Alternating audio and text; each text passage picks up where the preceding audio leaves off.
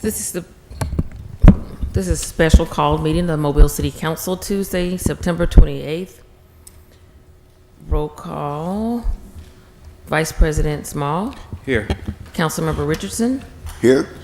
Councilmember Williams. Here. Councilmember Daves. Here. Councilmember Rich. Here. Councilmember Gregory. Here. Statement of rules. Yes, and good afternoon again. This is a special call meeting to discuss and talk about the UDC codes. We would not be accepting no public comments, and therefore we'll go ahead with the adoption of the agenda. Okay, adoption of the agenda. Second. And properly moved and second in the discussion. All in favor? Aye. And opposed? None. Motion passes. Ordinance is held over 64026, ordinance to amend and restate Chapter 64 of the City Code zoning. Mr. Vice President, Yes, Mr. Davis? my understanding of what we're here today to do is to listen to Ms. Cochran and Ms. Biko, and then consider what changes need to be made to the ordinance which is before us prior to its being advertised. In other words, we're not here today to adopt No. an ordinance. We're here today to put the ordinance into a posture where it can be advertised. Is that right? Yes. Mr. Arledge, Mr. Vice President? Okay. Mr. Arledge indicates in the affirmative. So I just wanted to make sure that I understood what we were here today to do. Thank you.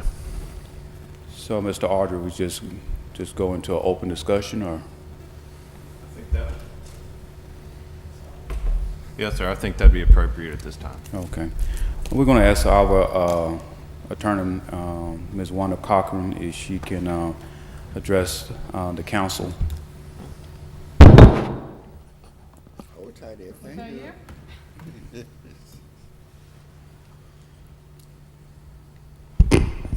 Thank you, Mr. President. Wanda Cochran, 465 Dauphin Street, Mobile. Before I say anything, I can't let it pass. This is the first time I've been in this room where Mr. Manzi was not sitting there. And I'm very saddened about that. But I will tell you, the last conversation I had with him was about the UDC. And he said to me, Wanda Cochran, your job is to ring the bell. And I don't know if I can ring the bell. Ring that bell. I don't know if I can ring a bell, but I do think I can provide you some information. So when last I was here in July, I had delivered to you a pretty large report. I talked about that with Mr. Manzi, and he said, why don't you try and get together with staff, see if you can come up with some changes, just see what you can do. We had some meetings. They were not completely successful, but I believe some progress was made. So in consideration of the purpose of today's meeting, namely, as Mr. Daves has just pointed out, what zoning ordinance are you going to publish?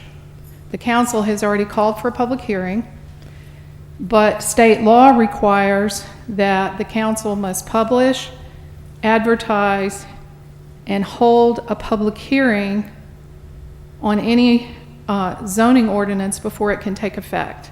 And the publication has two parts. You must publish a map, and then there's a summary. But I believe Mr. Arledge and perhaps Mr. Rossler are working on the technical aspects of exactly how it is published and where copies have to be. But the important thing for you all to understand, and I think you probably already know this, is once you publish whatever it is you publish, you cannot make any changes to that unless you re-advertise and have another public hearing. It's a feature of the law that says you pretty much have to publish what you think you're going to adopt, But if you, after having a public hearing, you decide there needs to be some changes, you are going to have to re-advertise. So I just wanted to be clear about that. So the way I look at it, you guys have got 3 options. You can advertise the version of the code which is on your agenda. That is the version that was vetted by the Planning Commission and has been transmitted to the City Council with a favorable recommendation for adoption. You can send that back to the Planning Commission. You could say, there have been a lot of amendments. We're going to send it back to you with instructions that you hold additional hearings and make further recommendations to the council. The third option is you could continue the matter so that additional committee meetings could be held to discuss the remaining issues that need to be resolved. So those are your 3 options as I see them. And when I say adopt the ordinance that has been presented by the Planning Commission, that actually is a 2-part. You either adopt the ordinance as they submitted it to you, or you amend it to add the changes and then publish that. Either way, whatever you're going to publish, you need to figure out what that is. The recent amendments that have been proposed by the staff, as I said earlier, is some progress, but in my view, it is too early to advertise. There are simply too many unknowns, too many amendments that have not had an opportunity for proper review. And to just, I'm not going to belabor this. It's been a long day for you all, I know. And I don't want to drill down so much that we're all lost, but I want to hit some high spots for you. The issue about zoning districts is extremely important. What are our zoning districts? Where are they located? What regulations govern the activities in those districts? That is the basic legislative function of zoning. State law says you create districts, and I wish we had a map up here. You put your districts on a map, and then you adopt uniform regulations that govern what goes on in those districts. The administration in this case has stated on numerous occasions that no property is being rezoned by the UDC. That is not the case. Every single piece of property in this city will be rezoned by the UDC. The districts have changed, the regulations have changed, and just using the same labels is not the same thing as no zoning change. That's just a label. And let me give you an example. The UDC, when it's adopted, will repeal and entirely replace Chapter 64 of the Mobile City Code, which is the home of Mobile's zoning ordinance. It'll be gone. The minute this ordinance is adopted, it's gone. And in its place will be new districts and new regulations. I didn't have a lot, when I thought about this, I thought, wouldn't it be cool if I could present you guys with a big long list of the changes so that you could gauge the severity of the change? I didn't have time to do that, so I'm just going to tease out a couple of things, just to give you an example, but this is by no means the only issue. So I opened up the charter permitted uses, and you guys have probably looked at this.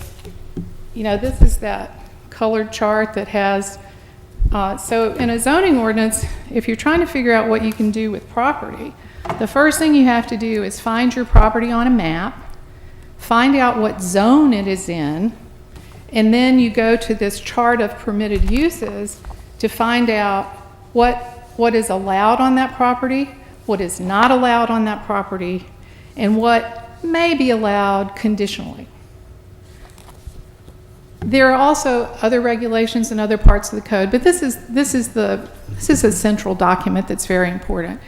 And this chart of permitted uses is greatly improved over the existing one. It's shorter, it's better organized, but there are some things in it that just are incorrect, or certainly deserve the attention of council. So if you look, just start with the first type of zoning district is residential agriculture.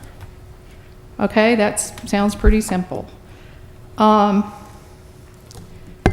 proposed new definition for RA, it's mostly the same as in the existing ordinance, but the minimum lot size for RA districts goes up from 7,200 square feet to 1 acre, which is 43,500 and something square feet. And you think, well, who cares? What does that matter? Well, a zoning ordinance really cannot be understood until you test its provisions against real-world factual situations. So I went to the chart of permitted uses and I looked at RA and I found that heliports, which are defined as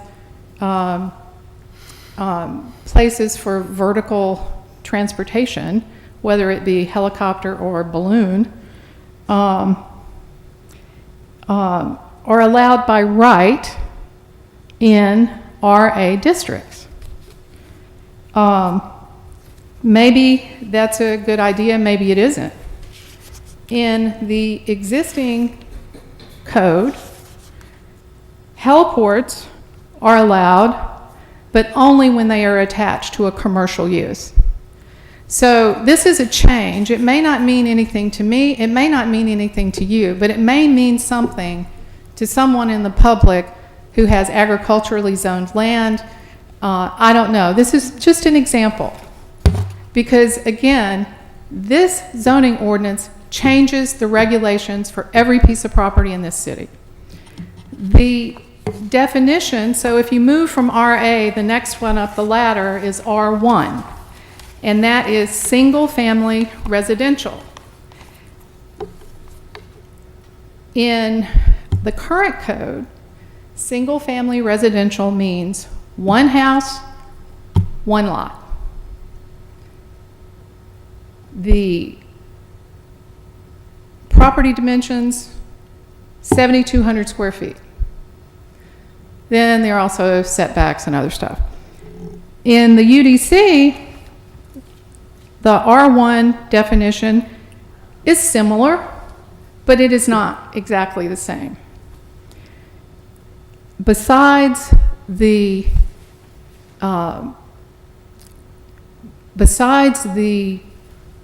lack of definition really explaining what is R1,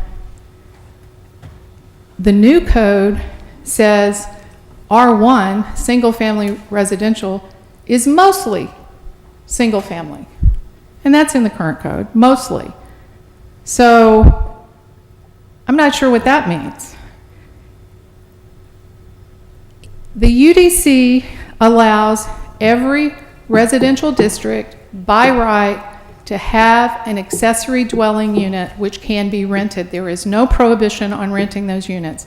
There is no requirement that it be owner occupied. And that means that there is no single family zone. Every residential zone will be entitled to 2 dwelling units. So, Mr. President, can I answer a question? Yes.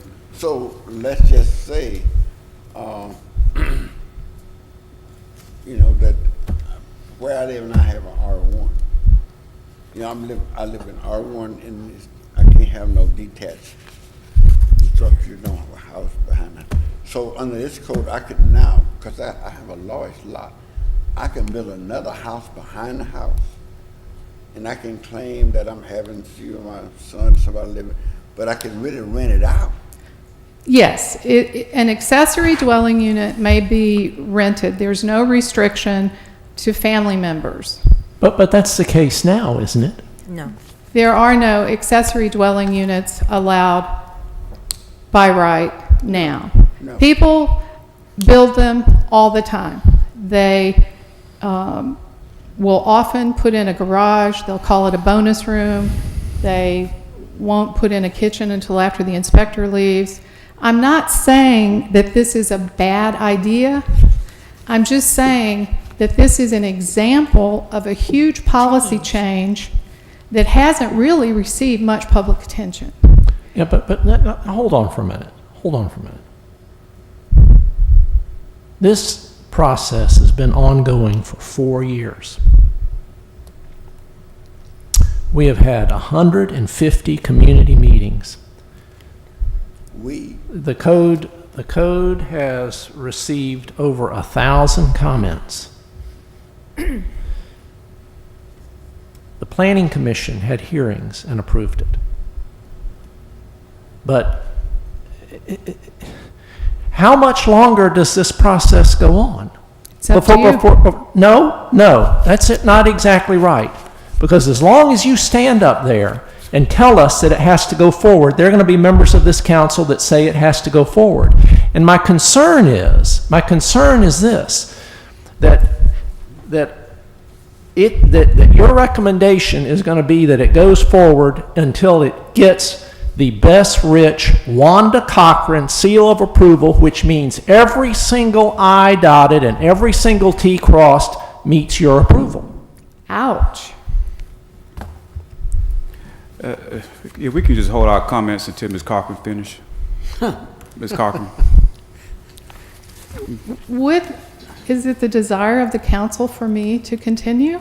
Yes, Ms. Cochran, you can go ahead and finish, Yes, please. ma'am. Thank you. That's my desire. Let's change gears.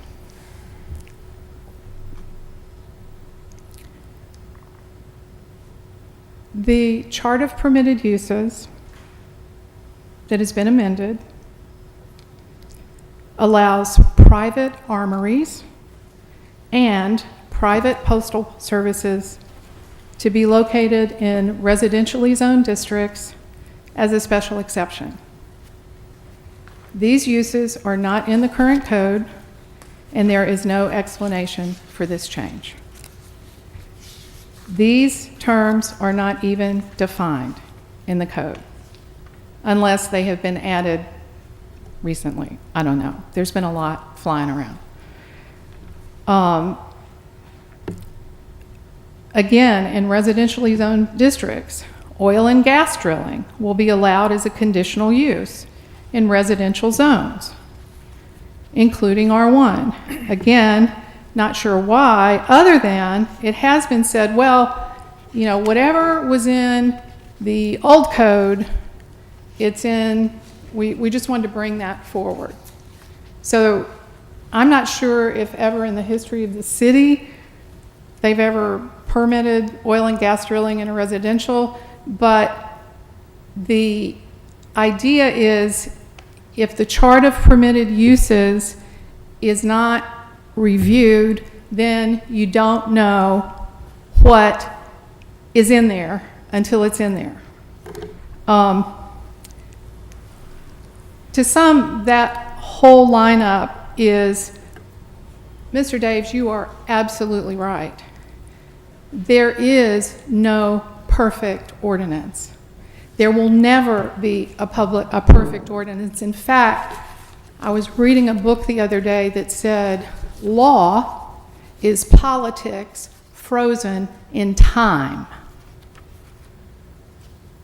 And I think it's pretty accurate because you are all charged with serving your constituents, and no matter what you do, tomorrow things are going to be different. And the reason, one of the reasons that we are here 50 years after the fact trying to repair an ordinance is because there were no incremental changes over the years. And this isn't blaming or shaming, it's just a fact. And so it is up to the council to decide what they want to advertise. And if you don't have any other committee meetings, that may be perfectly fine. It might be, I don't know. The worst that can happen is you'll go through a public hearing process after advertising this ordinance, and you'll have to start all over again, I think. So then there's this other concept that is in this ordinance, which is really a fundamental philosophical disagreement, which I don't know can be resolved. I don't think there's any answer to this, but there are 4 districts: commercial warehouse, maritime mix, light, maritime heavy. These districts, the latest amendments provide definitions for these districts, and that's a good thing. But these districts were not mapped in the last version of the code, and they are not mapped in this version of the code. So this type of zoning in other jurisdictions is called floating zones. In other words, the zones aren't created or mapped, they just kind of float over the city, and then someone who wants to establish a new maritime district will make application. It goes through the whole process. And also, I think it's been done here in the past. I don't know how that will shake out in the long run. It's another type of conditional use. And so when I reflected on that,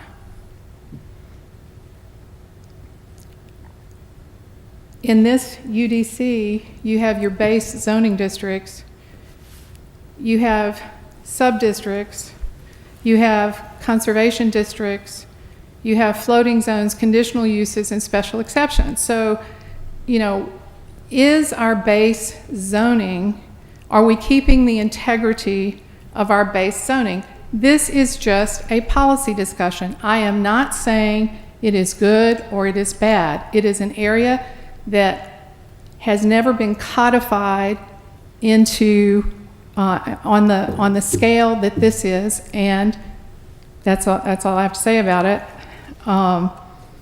The other thing is and y'all have talked about this, I think, the subdivision regulations. It's sort of like a chicken egg thing.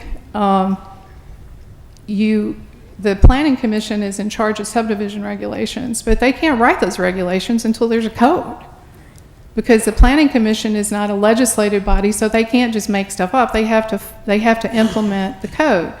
And so, but you don't want to adopt an ordinance that will make inconsistent, the minute you adopt it, the current subregs. And so somebody said, well, let's just put a 6-month timer on it. And my suggestion is that in the section where you adopt the code, that you just simply say, this ordinance will take effect on and after its adoption and publication as required by law, and after the Planning Commission has amended its subdivision regulations. That way, the 2 codes operate in tandem. Because again, if we want to have a unified treatment and consistency, I don't know how else to do it. One ordinance that was outside of the UDC was circulated. I don't know if all of y'all have seen it, but it was a proposed ordinance about street connections. And I read it briefly, and the thing that popped into my head was that may be something that the Planning Commission has to do. State law says that the Municipal Planning Commission shall adopt subdivision regulations regarding the subdivision of land. The regulations may provide for the proper arrangement of streets in relation to other existing or planned streets, and to the master plan, adequate and convenient open spaces, traffic, utilities, and so on. So that is beyond the scope of my charge, but I would ask you perhaps to think about whether that might be more in the purview of the Planning Commission. And I don't know if the intent was to adopt it as a freestanding ordinance or to embed it in the, I don't know, but I think that's something you need to look at.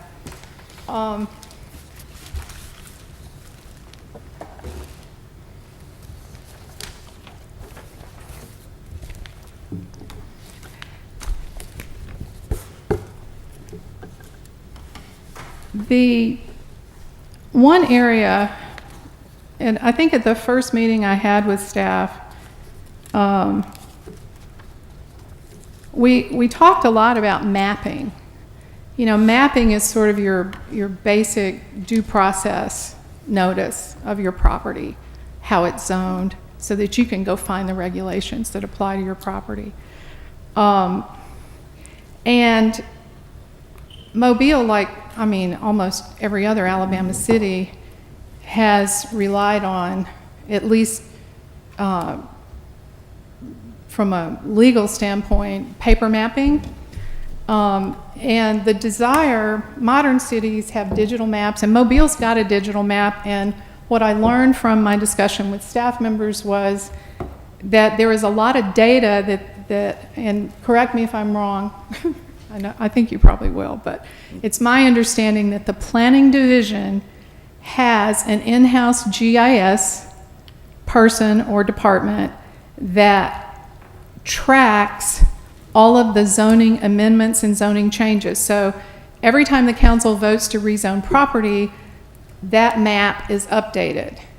Not all of the data that is on that map is public facing, but I think there was a desire to make it so, because if you're researching property, let's say an out-of-town developer calls you and says, I want to build a shopping center, if you can go to an accurate zoning map, it's not the final word, but it'll get you a long way toward doing your due diligence on property.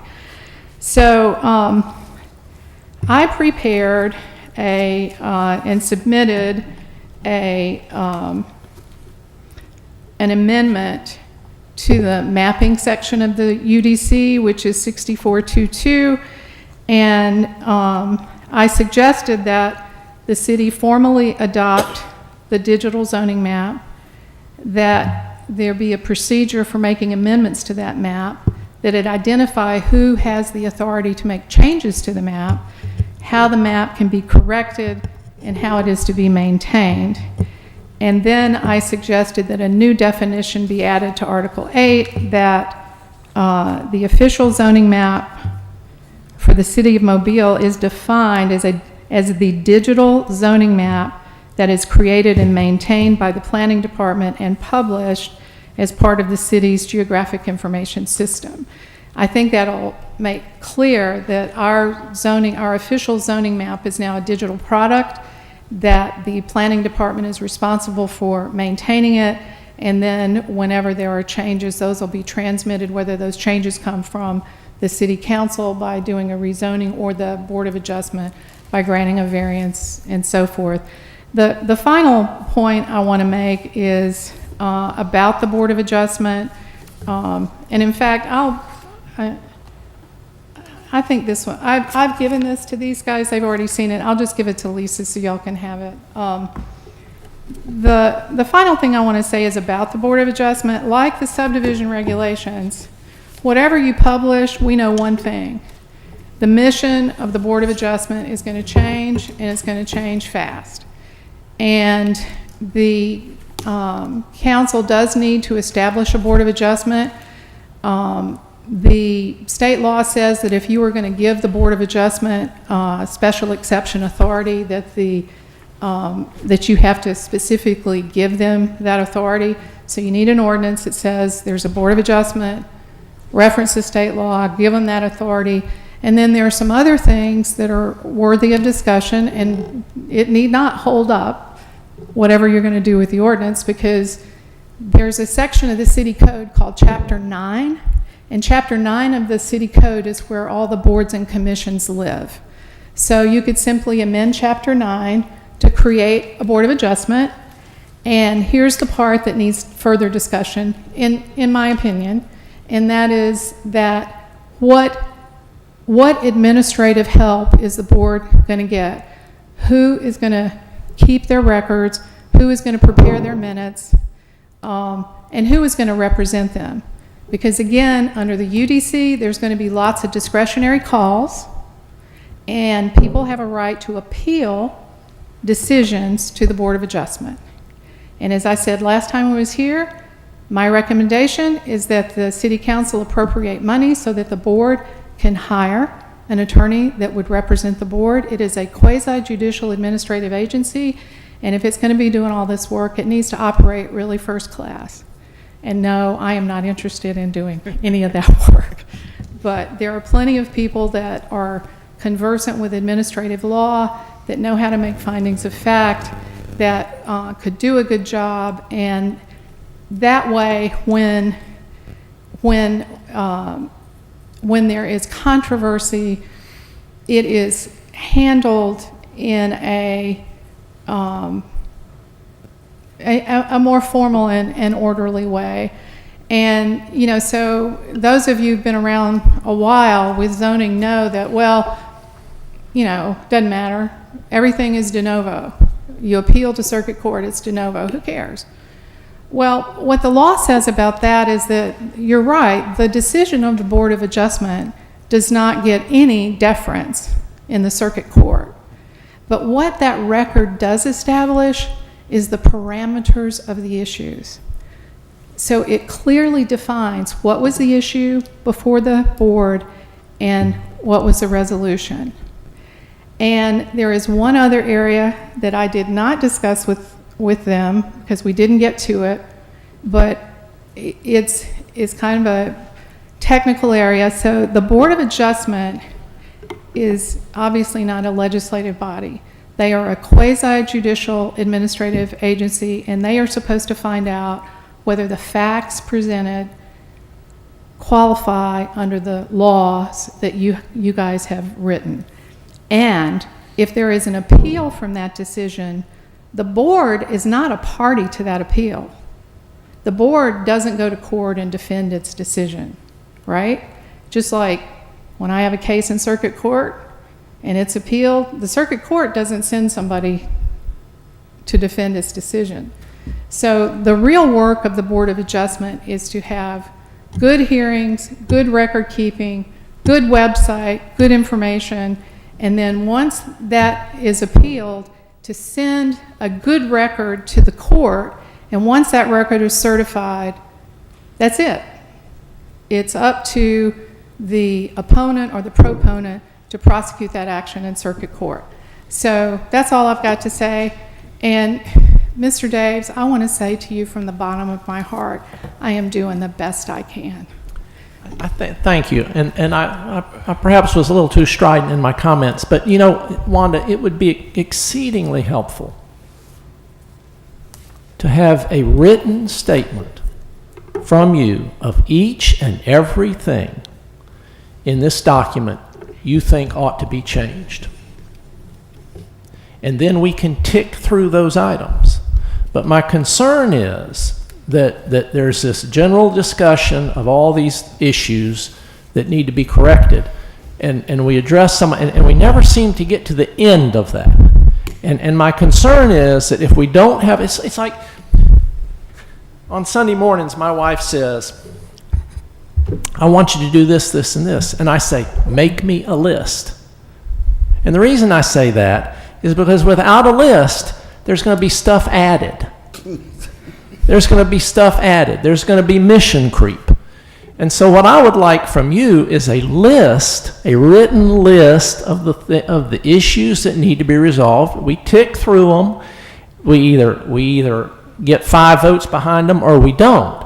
But without that kind of list, there's the risk of mission creep. Okay, now all of a sudden I got these other things over here that need to be addressed.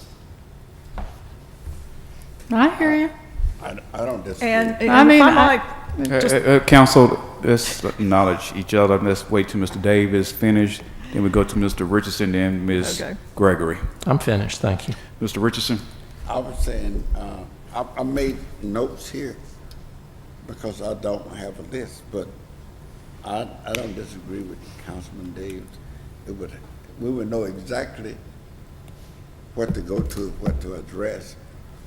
For instance, I was disturbing you say under the new UDC. Speak in your mic, Mr. Richardson. yeah, can't Under hear the you. new UDC, we're not gonna have the zoning categories like we had before in chapter 6.4. We won't, well, that was, but so, I'm saying if you make us some notes and we'll know what to focus. I would love to do that, but I can't. I can't. I am one woman. This ordinance was under construction for several years. During the Planning Commission procedures, there was no reaching out. There was no, the only time I've had a sit-down face-to-face, albeit via Zoom, on this ordinance is just in the last few weeks after Mr. Manzi told me to. Now, I'm not throwing any shade here. What I'm saying is this is a bear of a project. And I gave you a 20-page report last July, and I've given you some additional points today, which are no different than what I said then. They're just underscored a little better. But fundamentally, they spent over, what, $1 million with consultants and lawyers to get it to where it is. And at some point, those consultants went away.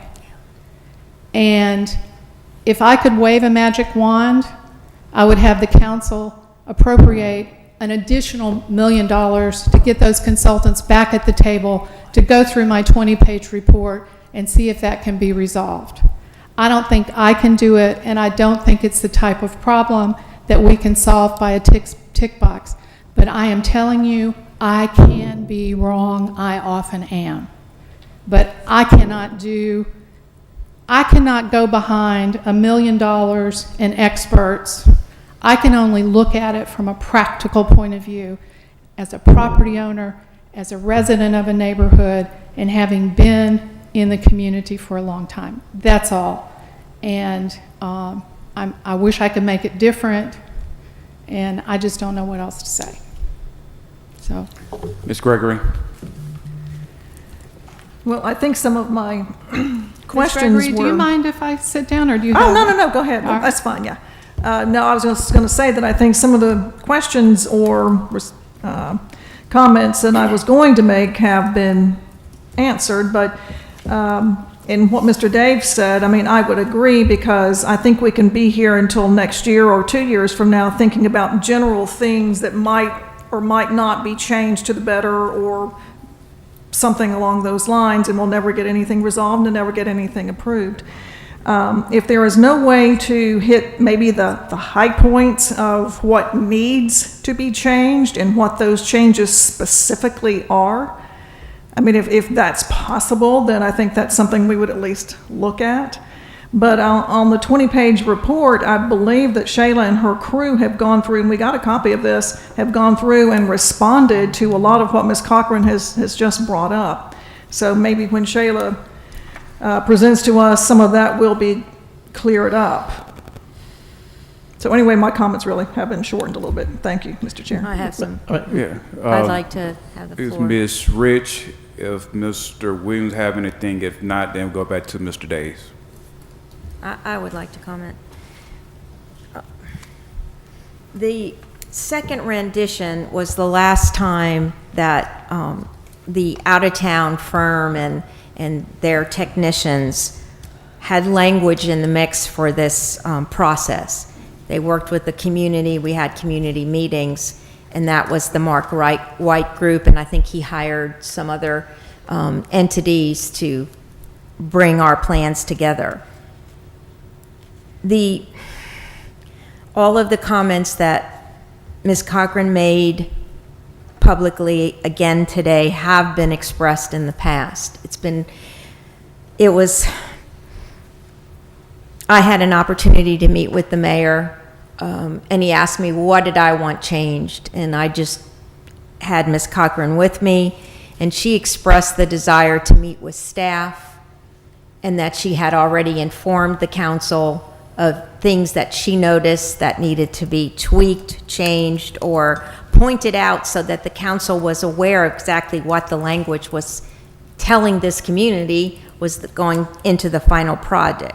And it's my understanding there were some meetings, she said, some things were not resolved, and there was not a lot of opportunities. We were supposed to have this meeting a couple of weeks ago where we were going to hear from Ms. Cochran. If you remember, we moved our timeline around to finally get to this point. When you look at the codes and then you look at the document and the pictures, I don't think they mix up. I think there was this change of direction, which was directive out of the administration, so the council was not part of this. And a change came about, and then there were 2 or 3 more renditions, but we used the same exact names and things that people understand, with the idea we didn't change zoning. But they used language from the first 2 documents that indeed did that. So we have like this hybrid. I'm not even sure I understand what a unified development code, whether that's a name that's used nationwide. Do we know this? I mean, has anyone ever described this to us, what it's supposed to mean? Initially, when I was talking with staff, they said it had a lot of expansion in it, where developers or the applicant was asked to do certain things in order to mitigate or to bring aesthetics forward, which is often a complaint that residents have about strip malls and whatnot. So it was going to be an opportunity to really up our whole use of the language of codes. And it's not, it's not in there. We hired firms to talk about and to work on the codes, but the drawings do not match. Citizens are going to see one thing and get another. They're not going to realize that their neighborhoods could have all these accessory buildings. It's not allowed right now. You can go to the Board of Adjustment, I think, to try to get that established, but it isn't something that permits could just be grabbed for. I mean, there are aesthetics, there's character in neighborhoods throughout our city. None of this speaks to that. And that was the whole idea that people came to the table. They wanted connectivity, they wanted aesthetics, they wanted an understanding that when they went to bed at night, that there wouldn't be a Dollar General in their backyard. And if it was going to come, how was it going to be mitigated? How was it going to look? How was it going to be separated from them and their backyard? None of this is in here. None of it. We worked for 2 years with out-of-town planners who were looking at a very large landscape of Mobile. And then all of a sudden they were farmed off, and I don't know why we stopped working with professional planners. I have no idea. Not that I'm saying any of that is before us not professional, but we were working with one of the best in the nation to make sure that all voices were heard. And to me, there's nothing that's working together. So if somebody will explain what a unified development code means, whether that's a term that's used nationwide, I'd like to know what it means, because that's not what we're doing. We are rezoning, that's perfectly clear, but yet landowners are not given that understanding by virtue of how you read this, how you understand it. There's lots of opportunities for applicants to come in and not have to even go publicly to get their goal accomplished, because it will be, there's a lot of discretion with the staff. And how is that going to happen over the next every years? This has been 50, 60 years. Is that how long this is going to go on? To me, I know that Mr. Williams is looking at and working with Mr. Rossler and has gotten some changes to what we knew was a conflict, where people could not come to council unless it was, they had to go to court instead. We knew that was not in the right direction of something that belongs to the community. But when we started this, or the administration started it, and then when we knew it was going to come up and be the final version would be what this council brings together for the community, we worked with our attorney. We hired an attorney who is very versed in municipal zoning and law, and she's very engaged in our community. We all hired her. It became an arm of us. But the ability of her office to represent the council was stymied and was not given the opportunity. When the mayor asked me, what did I want changed, I told him some of the concerns that I had as a layperson, but getting ready to look at a document that I would have to proceed to carry on. And I pointed to Ms. Cochran. She was with me at the time at that meeting. I think we all had an opportunity to go visit with the mayor. I'm assuming.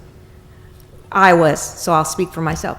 But I said, please allow Ms. Cochran an opportunity to make suggestions and the necessary changes that will make this the best document it could possibly be. And yes, is it perfect? No.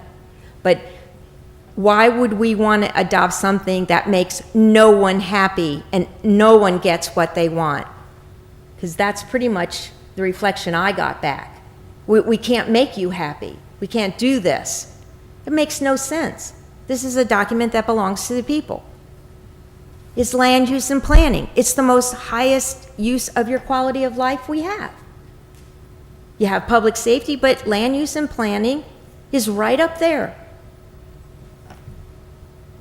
Citizens have not had an opportunity to understand exactly what's in there, nor have people who own property throughout our city. And you can say we had all these meetings. The last few meetings we had, we took no public comment. I know we're having a public hearing.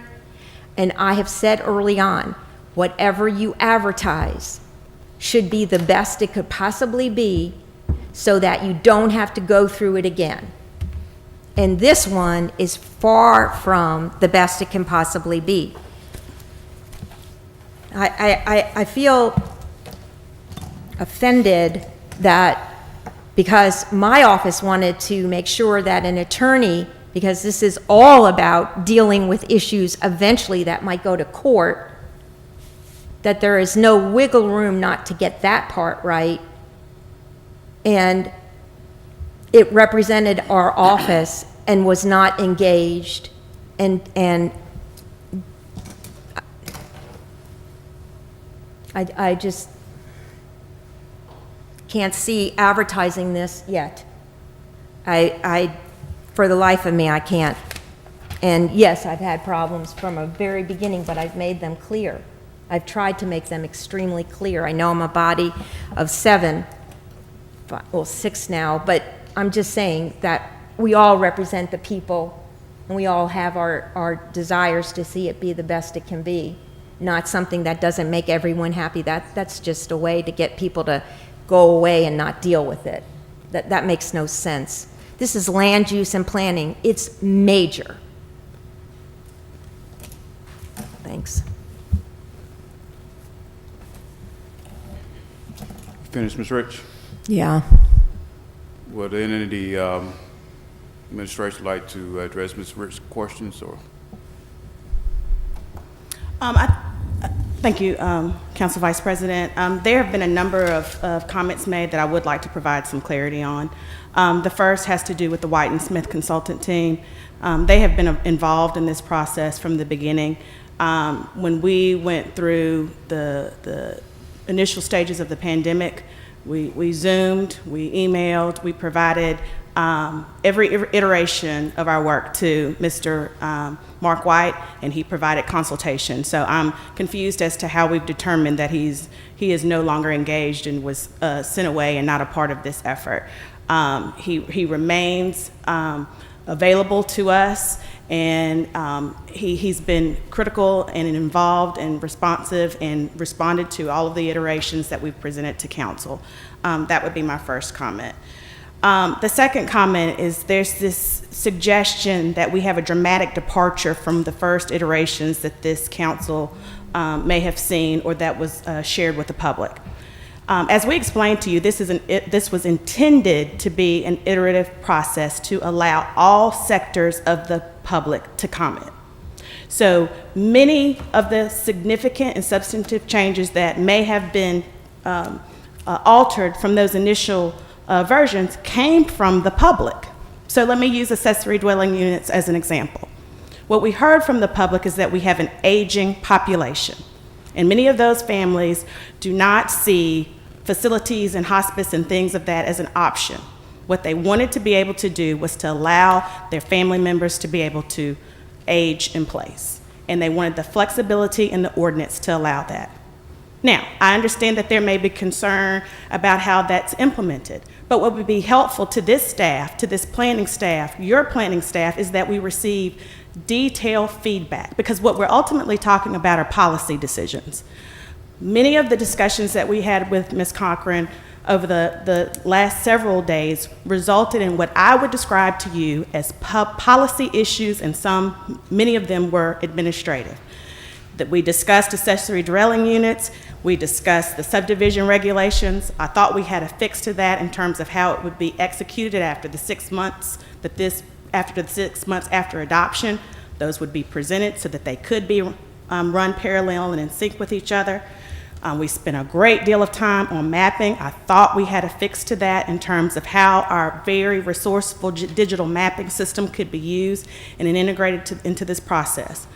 Now, the conversation evolved to the qualifications of the staff, the job description of the staff. Do I have enough staffing to implement on this ordinance? To me, that was not a part of the substantive changes that we thought we would get in the form of a red line. Now, what we needed was not a policy debate, and I wouldn't disagree that there are issues that need to be brought up for greater consideration. But what we were looking for were specifics that would help us to alter this document based on the consensus of this council and not one individual. So based on earlier meetings, we narrowed those things down.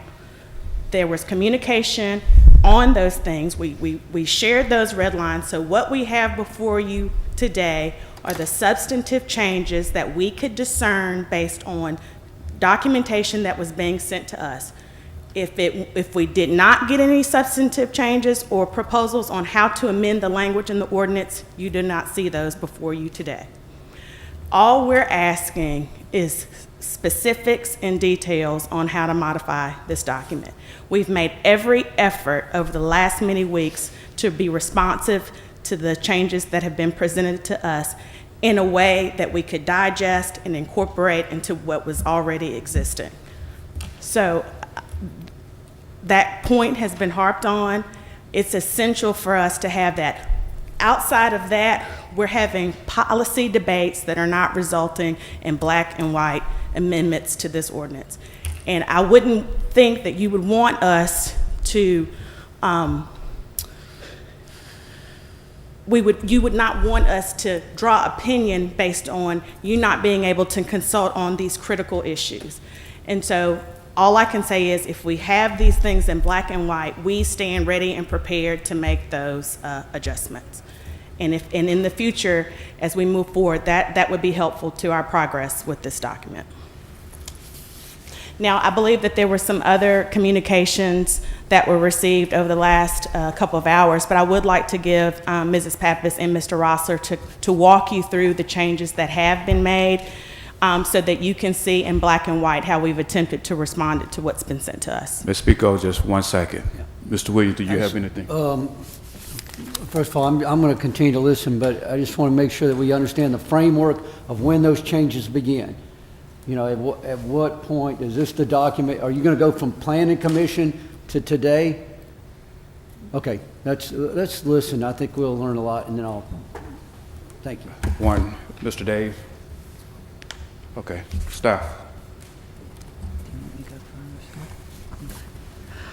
All of you received the Planning Commission document back in May. Each of you have a copy, hard copy of the UDC as adopted by the Planning Commission. From May, based on your committee meetings held in June and July, and then our meetings held with Ms. Cochran, you received from Lisa Watkins on Friday the 17th, and again this morning, red line documents to Articles 2, 3, 4, 5, and 8. Article 2 has to do with zoning districts, and we provided definitions of urban, suburban, and conservation districts. We provided clarification on the applicability of the future land use map as it relates to the zoning districts. We clarified, we thought, the digital zoning map where all of this information resides, how every piece of property in the city is zoned, and what type of sub-district, urban, suburban, conservation. We also defined each zoning district, and it also includes in Article 2 the applicability of the future land use plan, as well as any potential overlays, such as the Village of Spring Hill, Africatown, the Peninsula, or the Historic District overlay. We corrected density for 3 zoning district classifications: RB, residential business; TB, transitional business; and B5. We also, in the use table, we provide some additional additional categories to correspond with defined terms in the definition section in Article 8. Article 2, if you look at your red line version, has a fair amount of red. In Article 3, there were 2 very basic amendments. An erroneous table header was deleted, and then we added a reference for the Village of Spring Hill overlay and the Downtown Development District to give clarification on off-street parking facilities. And we also provided additional reference for the multifamily university district regarding the parking requirements within that area. In Article 4, we added clarification for Class 4 telecommunications so that the use, so it corresponds to the use table in Article 2. Could I just interrupt for a minute? Does this address the issue that Alabama Power has raised?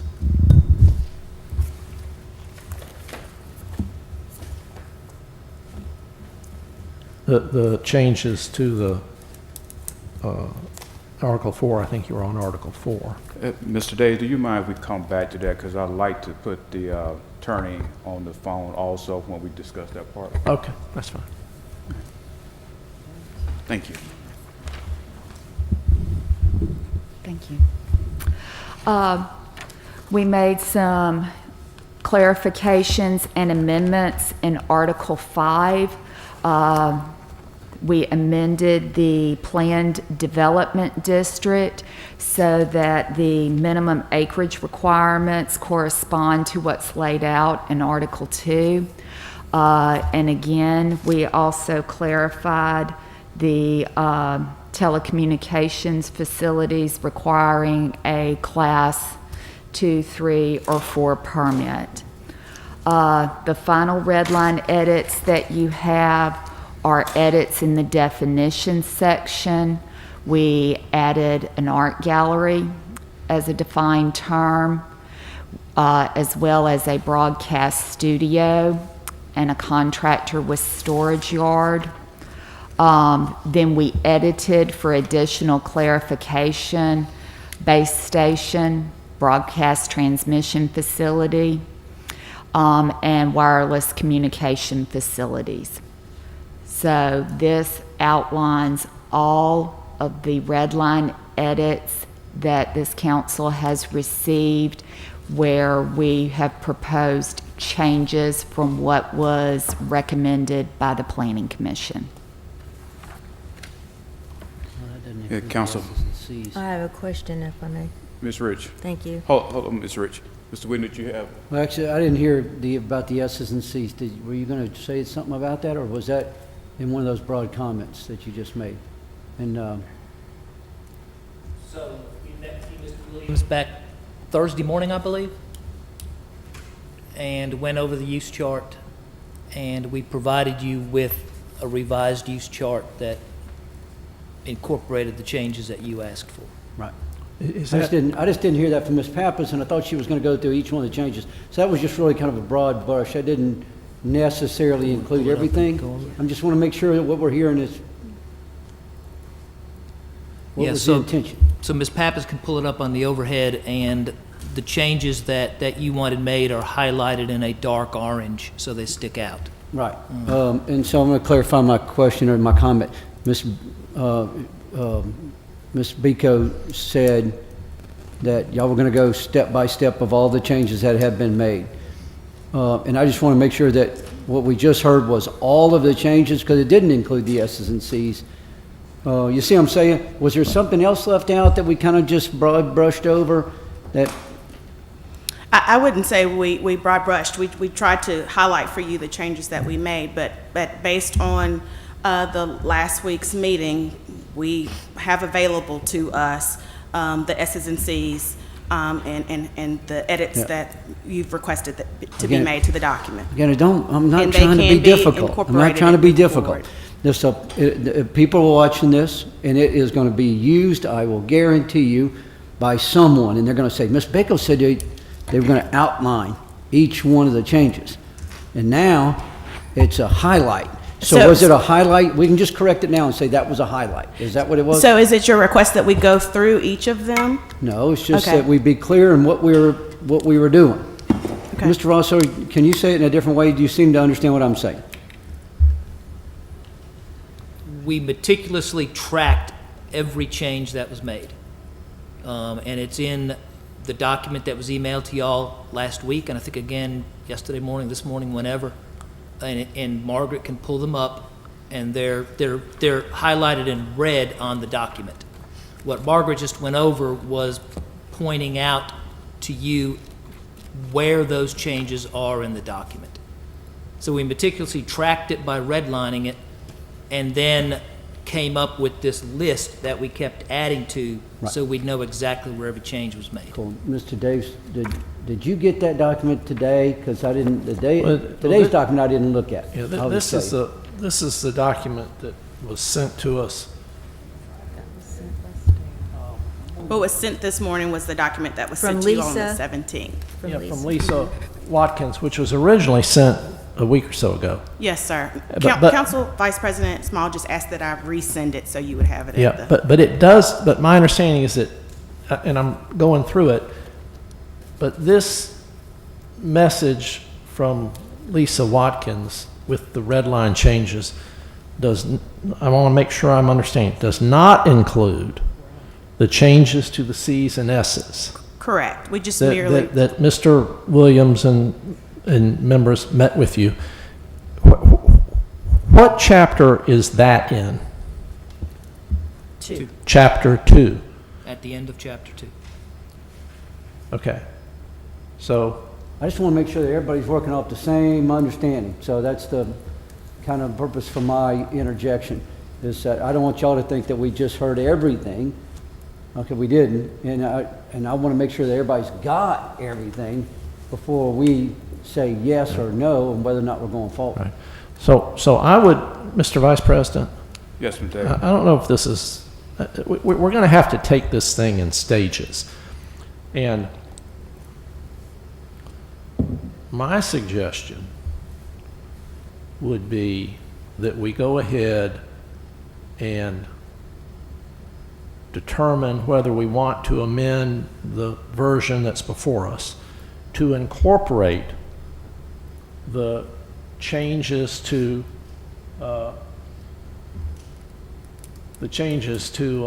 Articles 2, 3, 4, 5, and 8 that were in part of Ms. Watkins' email, plus the changes to 2 represented by the changes to CNS, the CNSs that Mr. Williams came up with.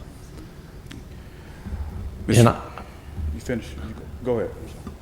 so that would be my suggestion on kind of a step to move this thing forward.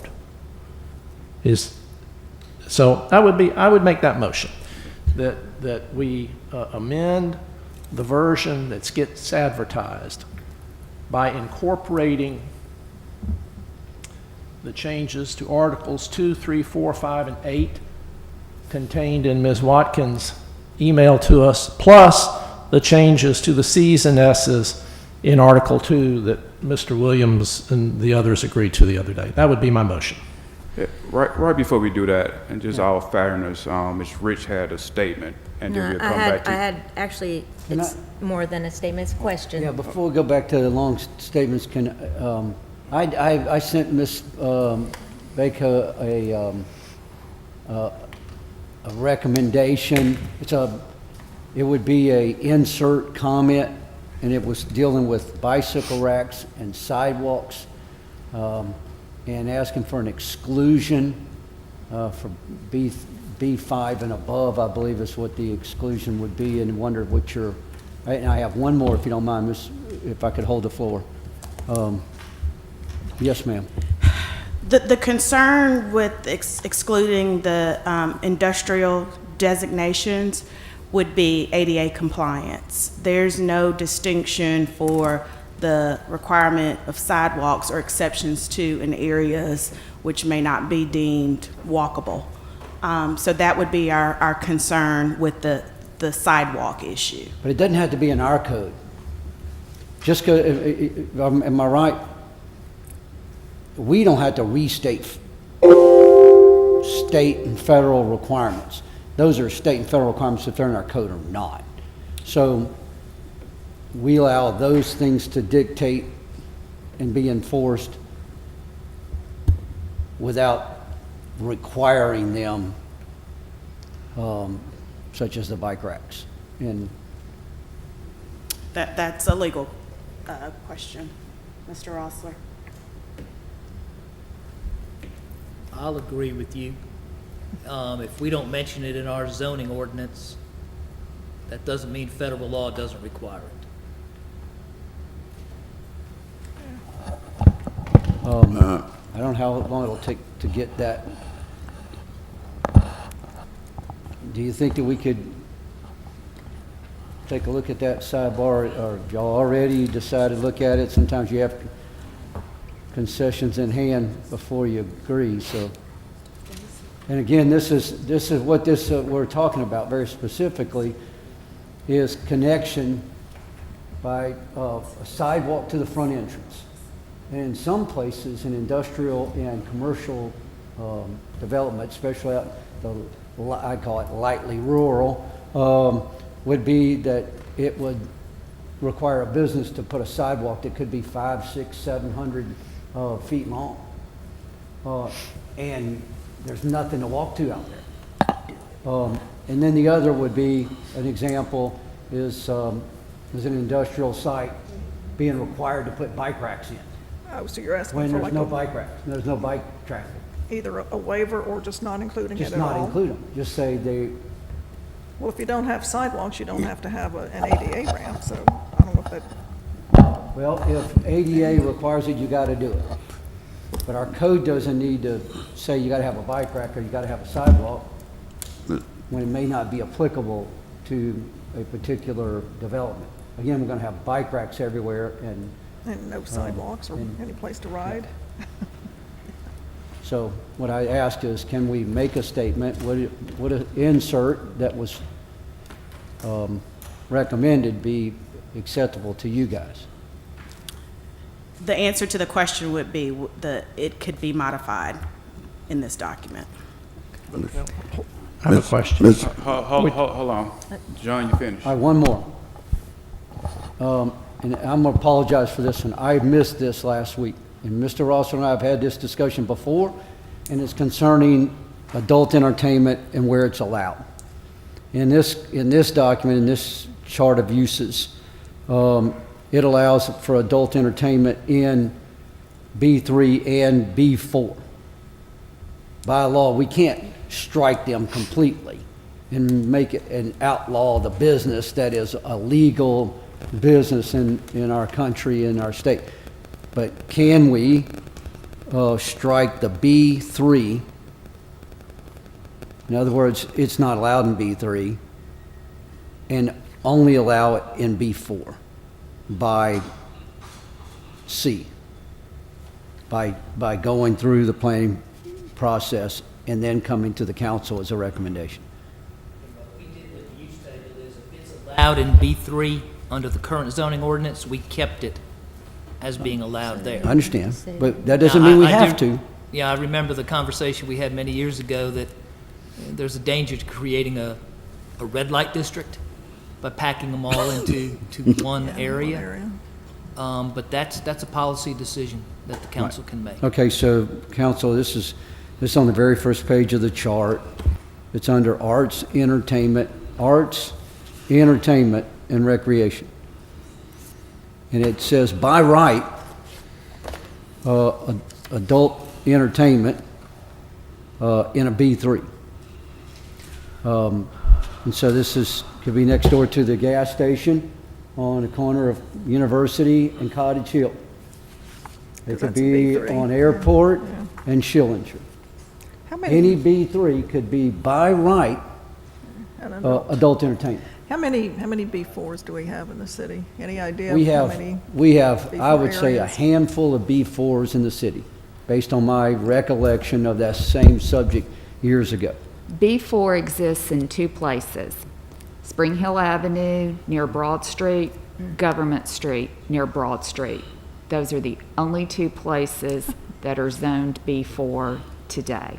Right. Now, the other thing that I would say regarding adult entertainment uses, yes, sir, you're correct. They're allowed in a B3 and a B4 district.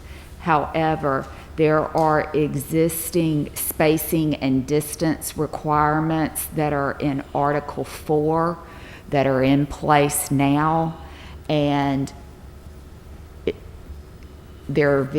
those are still in place in this ordinance. So yes, while you could be in a B3 district, you still have to be a minimum distance from an existing residence, church, school. You have to be a minimum distance from an existing adult entertainment facility. So there are a lot of other spacing requirements that greatly reduce where, even in a B3 district, this type of use can locate. Yeah. What sounds like a lot of restrictions there is not really. You could pick almost every major intersection, and by right, by this use chart, adult entertainment. I'm also going to tell you guys that it's, once they're there, they're hard to remove. Very, very, very, very difficult. And here's my my thought as I walk away. I would not want to hand this over without at least making this attempt. And that is, if B4 ever comes up, everybody's ears go up. Everybody's ears go up. The neighborhoods. It's not just a B3. It's got all these possible uses. Yeah, If B4 came up, you would say to yourself, I need to listen. I know. Wait a minute, Mr. Days. So that's all. But I would- I have a motion before the council, we can talk about all these millions of balls in the air, but until we have something specific. This is very specific. I I don't know. have, Joe, I don't have specific you want to hold bring. on. No, but I still got the floor, so Hold up. I'll hold on to it. We got a president. Hold up. Mr. Williams, you finish. So I am still asking, and I'll look at both attorneys, can we strike the one in B3 and make the B4 a C?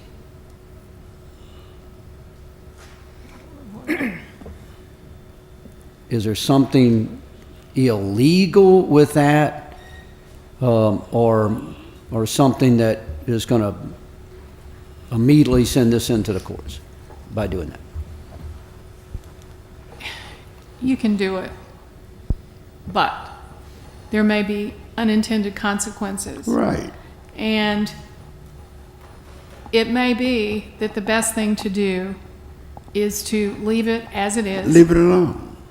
And ask the staff to update the adult business regulations. Many cities have changed the names of those regulations. They have them outside of, they have some in zoning, but they have regulations outside of zoning. And the modern term is sexually oriented businesses.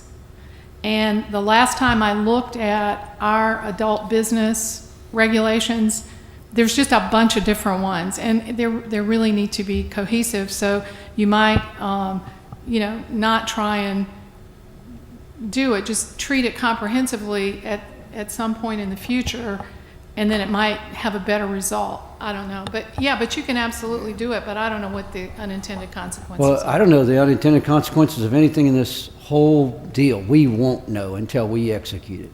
If that's the same principle that we apply to this, then I'd say let's let the bad boy roll right now, and let's see what the unintended consequences are and change it on the fly.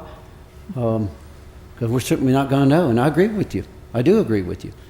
Mine was more of a legal question rather than a principle question, but in this case, I just had to put it out there so that one day when I'm watching City Council, I'll go, I told you so. I'm through. Thank you. It's going to be Ms. Rich, Thank you. Mr. Richardson, and Mr. Days. And then me. Sorry about After that. Mr. Days. That's great. I have a question about transitional business TB. Two things. Who is going to decide what those adverse impacts are? There's no, language that speaks to how somebody could speak back to the Planning Commission or the council on this. The other thing is that basically a new zoning? So wouldn't a landowner have to be made aware that they qualify for this? So aren't we changing zoning? That's a real problem that I have, because I'm not sure the public understands. And when you read these descriptions, it leaves a lot of leeway in that some neighborhoods might be able to articulate or be able to stop all this happening, which is a big, it's small. It says it's, I'm not even sure I understand it. Some uses that are not retail or service in nature are allowed. So a variety of uses may locate in existing businesses. Uses are restricted in size. Do we know the size? Is that defined? Number and character to promote a local orientation and to limit adverse impacts on nearby residential areas. So what are those parameters? on TB?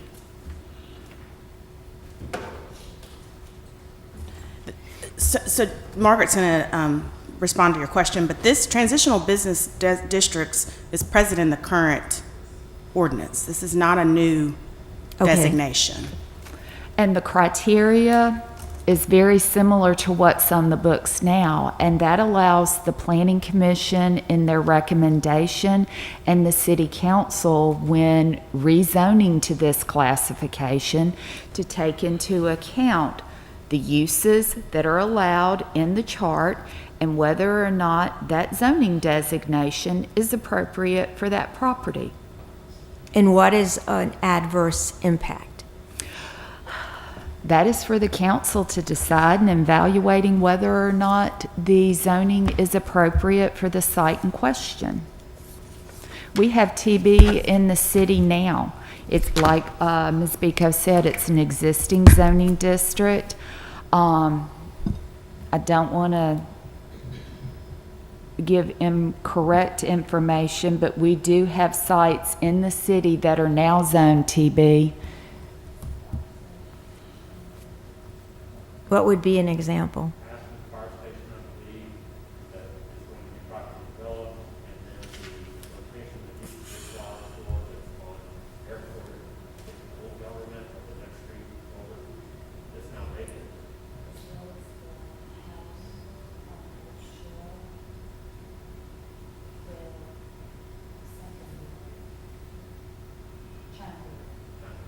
Berry House, yes.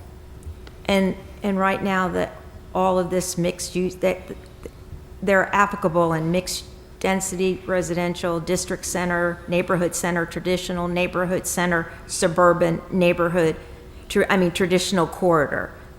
And they may be considering some of the overlay all of the overlay districts. Yes, ma'am. As a matter of fact, the Village of Spring Hill plan relies greatly upon transitional business. And then there's design standards about parking and whatnot, like back-end parking. I mean, isn't that what this Village of Spring Hill? You can't have a big, huge parking lot, right? The Village of Spring Hill, of course, has its own overlay, which Right. is Article 13, but the transitional business is some of the underlying zoning for the village. The way that transitional business is used for the Village of Spring Hill currently is that when you select a neighborhood center district and you're voluntarily developing under the Village of Spring Hill regulations, and this is the case with the blue building that's on McGregor Avenue that was built, it's on an R1 single-family zoned piece of property. However, it is in a neighborhood center Village of Spring Hill district. That allows the property owner to operate any allowed use that you find in a transitional business district on that property. But then it has certain standards that have to be met. Well, there would be certain standards. However, the higher standard of the Village of Spring Hill in terms of design, parking Right. location, things like that would apply over what the TB would apply. Right, and the same thing, so in other words, a neighborhood center that's suburban, there wouldn't be any guidance as far as aesthetics and how parking would be arranged or how they would maneuver within the Well, when you're on a this- plain transitional business zoned piece of property outside of Spring Hill, then the criteria that is listed in the existing zoning ordinance as well as the UDC would apply in terms of limiting the location of parking, the amount, as well as the size of the building. Hours of operation, I believe, are also limited based on the business type. It doesn't talk about any business operation hours in the description. It does, if you would look at the use table. So how does it fit a neighborhood center suburban when those can go all hours of the day? How does that work? If you'll look on page 55, this is right before the beginning of the use chart. What section is that in? I'm Article sorry. 2. If you go to 64-24, use table. I'm looking at you, please, when I ask you for the label, I'm talking about the ones that agriculture, animal, give me indication. You're the page before the use table.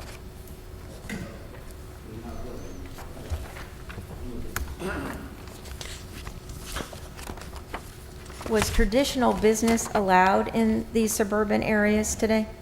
Traditional business is a zoning category that today is available anywhere in the city. So it already exists? I mean, Yes, it's ma'am. already, somebody could walk in and get all those, Yes, ma'am, and they have, like we said. well, the two you mentioned, right? What's the third one? It was the Ashland Fire Station location, the Chinaberry location, and then the site that used to have a flower store that burned down on Airport right after the cannon. I can't remember the name of the other street. Old government. It's either Old Government or the next one over from that.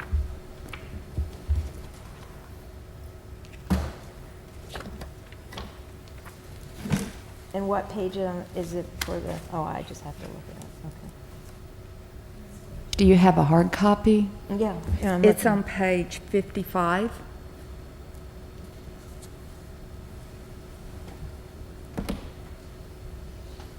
Number 3, the following applies to all TB districts. And a recreation facility.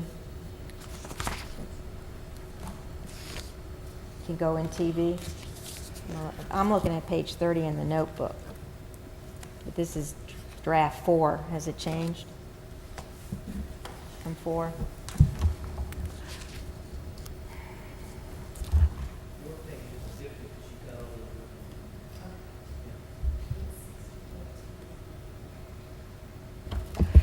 The two pages right before the use table, where it starts with all the uses, have, it says the following applies to all TB districts. It has parking configuration and design, drive-through restaurants. Drive-throughs are not permitted in a TB, and then it ends with hours of operation limitations.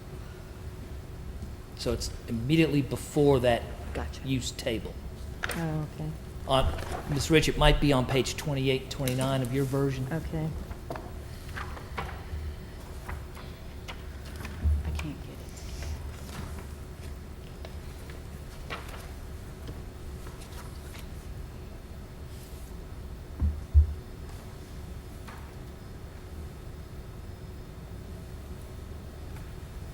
And when you say new LB2 districts, it's the same questions.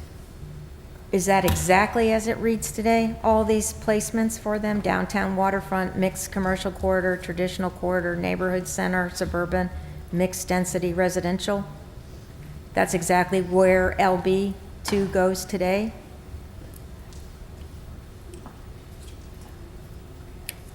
And we're using the future land, what is that? What's the flume? What's the? Future land use map. map, yeah. And so the recommendations of locations on the future, based on the future land use map, are based on that correspondence matrix that was provided, I believe, in 2017, where it tried to coordinate our existing zoning districts with the future land use map districts. Because the future land use map is, of course, a general recommendation. Right. The zoning districts are the specific and legal actual uses that can occur. So right now, if you wanted to create an LB2 district, you could request it on any piece of property in the city of Mobile. However, we would use the future land use map as a guide when we're considering the request and suggesting a recommendation to the Planning Commission and then, of course, to City Council. So is there any land that is no longer qualified for LB2? That somebody might hold today and come in and get zoned to LB2? But tomorrow, if this is, or when this is adopted, that they wouldn't be able to even entertain it? Oh, it can be entertained. Again, it's the future land use map and the correspondence that we're suggesting in the revisions to the UDC are not a mandate, but they're a guide. So that while we may say your property would not be suitable for an LB2 based on a correspondence with the future land use map, there's no prevention from you legally having the right to request it and for that to be considered by the Planning Commission and the City Council. Then why have any codes? I mean, why would you have any codes if there isn't a standard that you've put down? I mean, that's like saying that someone could come and say, I want to zone my home for a nuclear waste dump.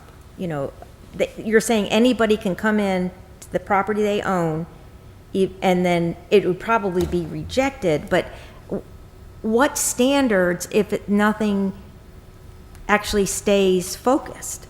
Because I've seen the flume be suggested, but it's not what the Planning Commission approved.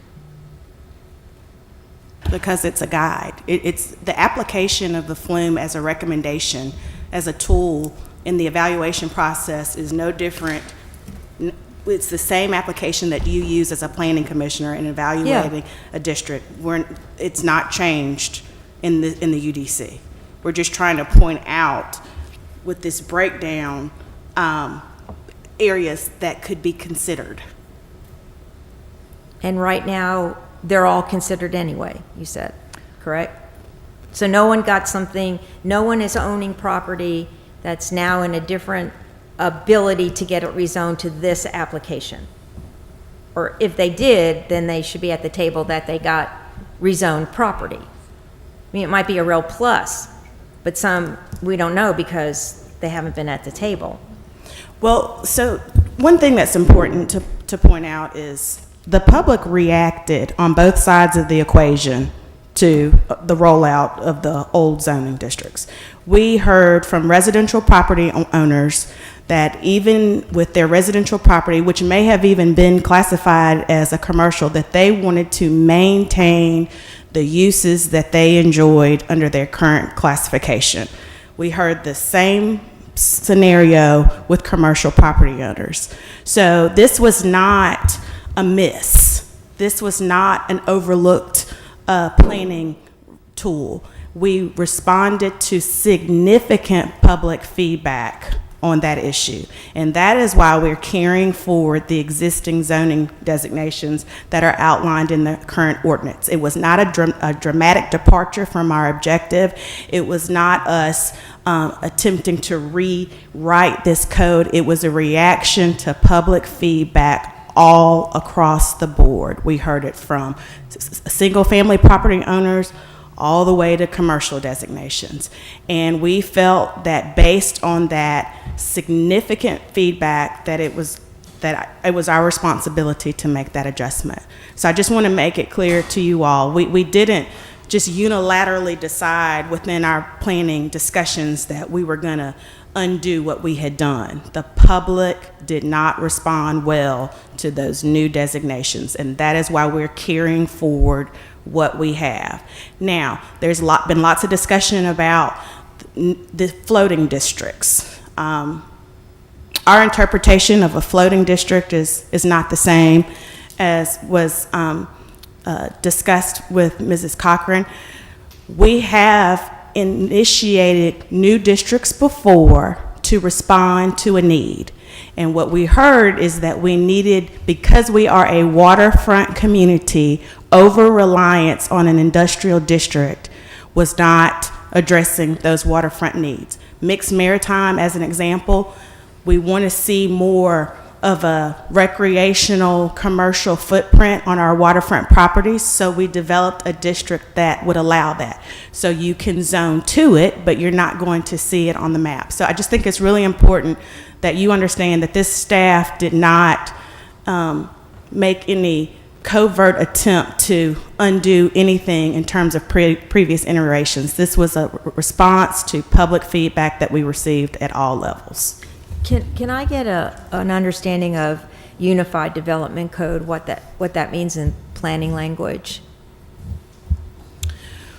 What we've tried to do is understand where there may be a number of codes that impact the development process.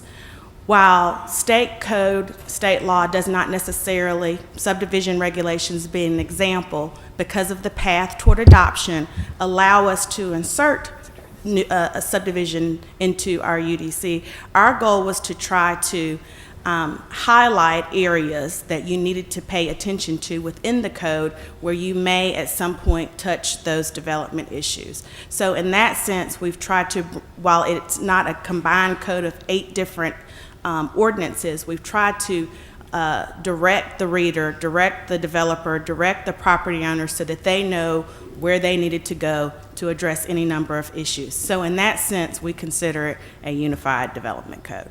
Now again, 6 months after the adoption of this code, you will have online subdivision regulations that will run with this code. In that sense, we consider it a unified development code. Because it blends land use with subdivision? And, okay, and when you And talk, references when you it. talk about the adverse effects, how does someone, what kind of things, how do they mitigate it? Because we have setbacks or we have fencing. What's going to make something work in the LB2 to say that it could go in a neighborhood center and suburban? That might back up to someone's backyard. Okay, in the past, we have all those strip malls and they have like a fence, okay? And half the time, we don't know whether it's the property owners or there's all kinds of things the city has to untangle. But you're saying that they can now put in LB2, but LB2 has no drive-throughs? Is that, do I understand that? I thought LB2 allowed drive-through. What about LB2? I'm talking about LB2 now. I'm sorry, I moved. LB2 has a restriction, and I know, on the liquor stores, for example. So that was one of the reasons that it was developed, was to exclude a freestanding liquor store, also a freestanding bar or lounge, I believe. It, let's see, it allows a convenience store, but no gas pumps. So it is like a B2, but a B2 light. Now, I cannot remember if it does or does not allow the drive-through aspect of it. I think it does. I think LB2 does, if I'm not mistaken.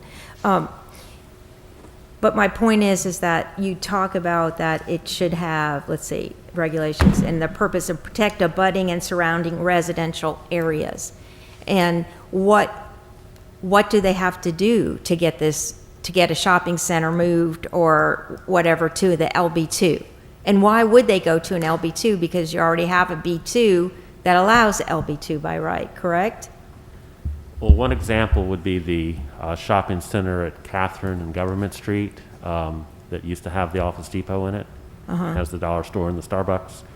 That was rezoned to LB2. And that was based on input from the neighborhood Comments, right. And so that prevented a lot of uses that would otherwise be allowed in a pure B2 district. Right. And recently, a business had to get a variance to locate in there because they were going to sell, Right, have a liquor store. right. And was that mapped correctly? Because wasn't that part of the problem that the new owner said he didn't realize, and he come in and done a lot of changes because there was nothing on the map? It was mapped correctly. It was that they were unaware of the use restriction placed was as a that listed? condition on the zoning ordinance. Could they find that by looking at any city map at the time? No, because that's not a function of the map. That's a function of the use restrictions. But those use restrictions also have to be recorded in probate court. And that carries forward in this document as well. But further on that, you would be able to look on the map and see that it's zoned LB2. Then you could go to municode.com, go to chapter 64, pull up LB2, look at the chart of permitted uses and see what is or is not allowed in an LB2 district. Yeah. I'm sorry. To your point, Ms. Rich, Yeah. this UDC now requires that whenever there's a condition on rezoning or anything else, that it be recorded in probate so it's noticed to the world. But it's not going to be mapped. It's not part of the map that you'll create that you talked about, the digital map. Shouldn't that be part of it? The map, it'll show LB2, but all the map's going to show is a color, purple, for LB2. But What sometimes- we are looking to do Yeah. is to take each ordinance, when the council rezones property, and then try to attach that to that zoning so that the public can see it. And if the council, in their wisdom, wanted to put certain conditions, or the owner came forward and put, what do they call that, voluntary use conditions, and then that becomes part of the, the zoning? The ability of the council to do that will not be altered by this UDC. No, but how does that track for institutional knowledge? It's like, So how, they're recorded in probate, including the voluntary use restrictions are required. but nothing on the city, even though this legislative body in the future would We be are- part of the equation? That's what they're working on, so that when you look at the map and it's whatever shade it is, Right. LB2, for example, a citizen can click on it, and it's going to provide more information as to What conditions, conditions were et cetera. placed. That they're working on that with GIS. now. Okay, I'll ask our attorney, is that something that could be part of this zoning changes that we're making? That is a requirement? If I understand the question, it's about mapping and what data appears on the map. I prepared an amendment. I sent it to Mr. Rossler. They rejected this amendment. didn't know. It's here for you guys if you want to consider it. Would it require them then, if there were conditions placed? Well, what it says is that upon certification of the planning director, the official zoning map shall be updated to record the zoning change, conditional use, variance, and/or special exception applicable to the property, the date of the change, the application case number, the ordinance number for city council decisions, and other information necessary to document the change. It shall be unlawful for any person to change the official zoning map. There's lots of opportunity, and I believe they've already got a pretty robust map. It's just a matter of putting it, I forget how Margaret put it, put it on the public face, or, anyway. I think That's they what can we're do it. working toward. But it would be arbitrary in that some might make it on and others wouldn't unless there was legislative act to require it done with all conditional uses and stuff. I mean, if you want, as a matter of state law, mapping is pretty important. And so if you're going to have a digital map, I think there needs to be some certainty of how it's created and how it's maintained Yeah. and what goes in it. You don't want to micromanage No. what they do, and they may have to transition to some of this, but maybe in the 6 months or so before it becomes effective, maybe they can fix it. I don't know.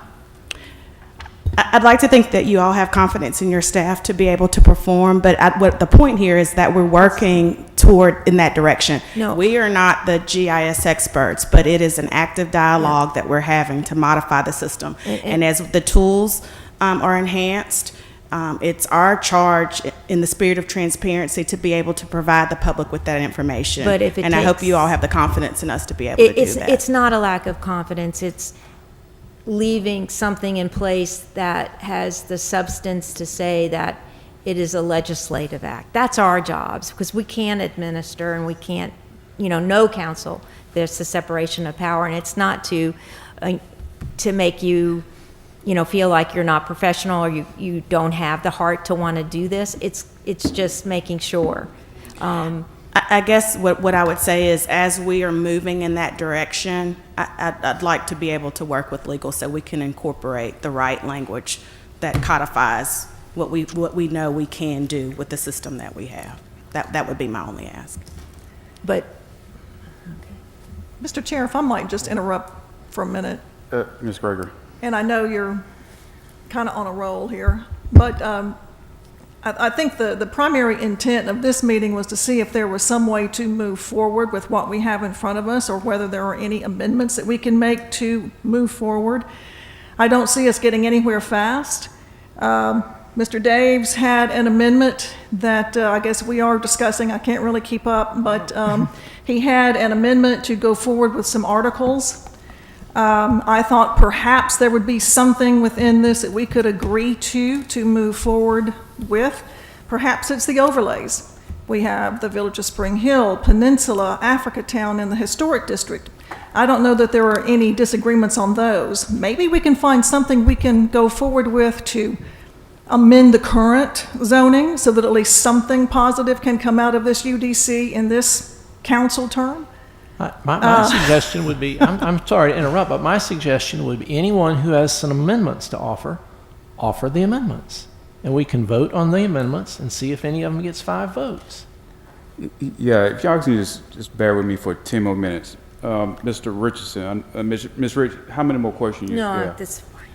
Mr. Richardson, then we'll go to Gina, then Mr. Days with amendments. Mr. Richardson. First of all, I don't oppose taking this thing in sections because it's too big to try to get it all done.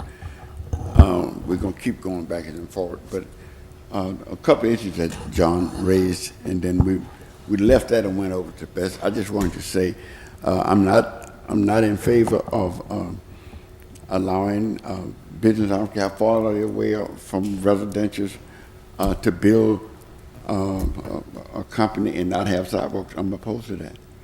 We tried that with Providence Hospital. I'm sorry, I can't hear Mr. Richardson. Okay, we tried that with Providence. We tried what?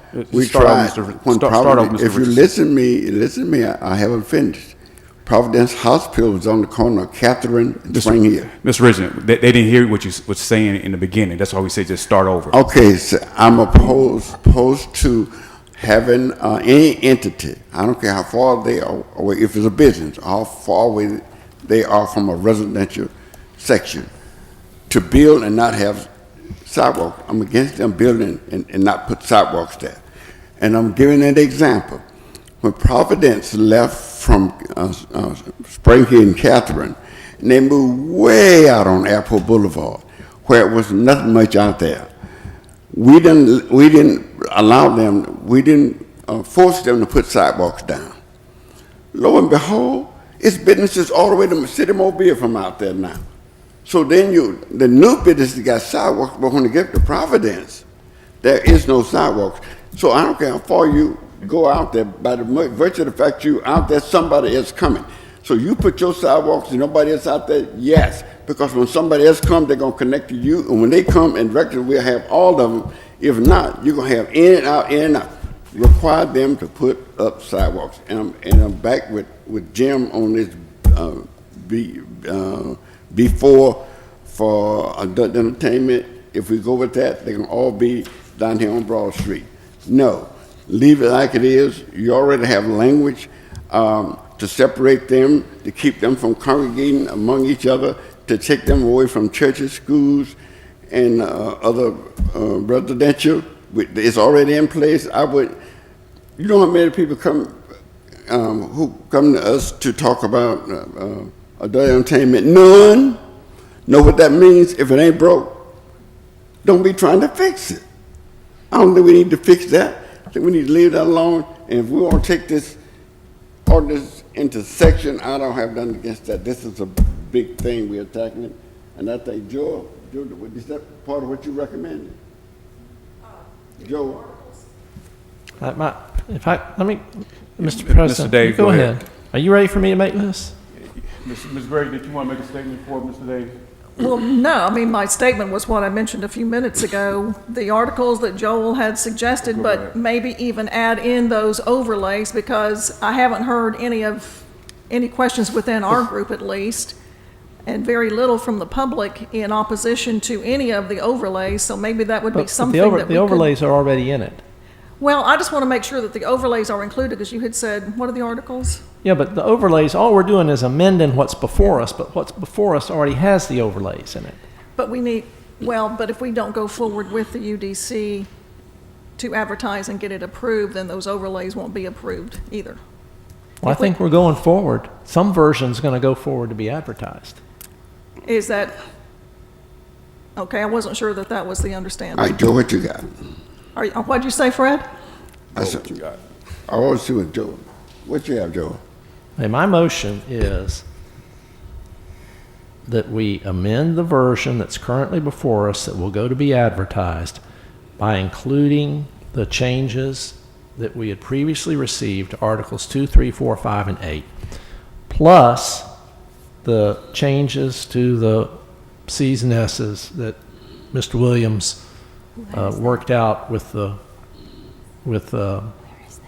Biko and the staff. Okay, and we Mr. don't have Rosler. that. Where is that? Yeah, we do. We got it. Okay, can I just get a second for this? Second. Thank you.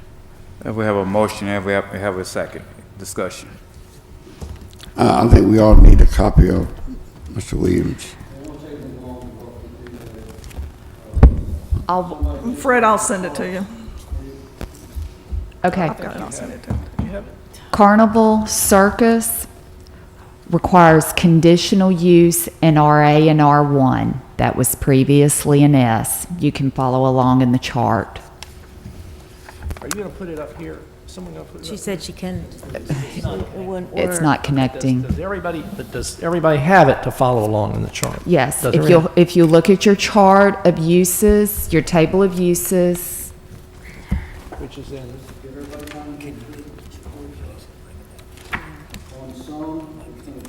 Yeah, depend, okay, she's,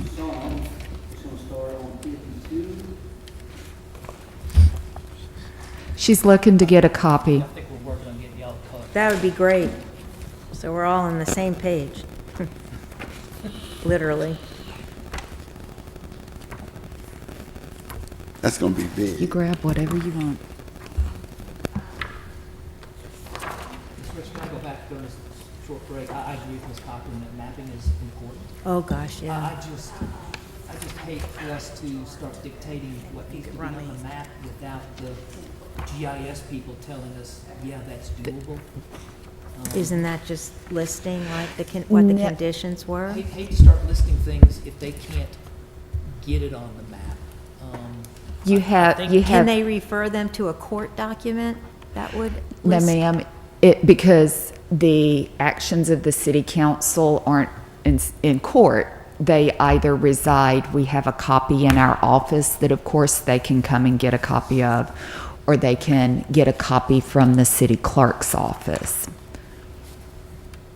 Those are the, when you pass an ordinance rezoning a piece of property. Yeah, with conditional uses. We do, I mean, it was done a lot. Yes, ma'am. Yes, Right. ma'am.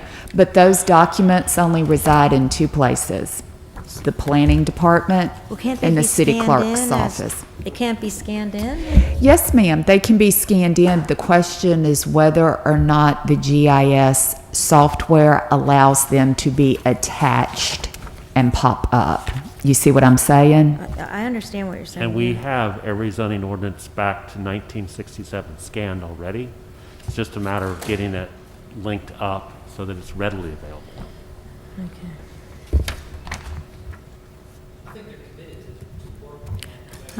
I understand. Requiring something that then GIS says, oh, you can't really do that. That's my concern.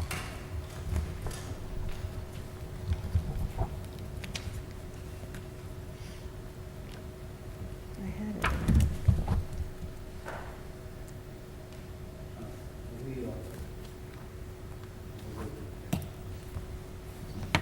Can everybody reference it without you being on paper copies? Can you see it? Everybody got a chart in front of them or something? I was trying to find my chart again. I had it a minute ago. The It's easiest on thing to page 30, do. Bess. It's on page 30, I think, of that binder. In version 4? Okay, I'll go back to that.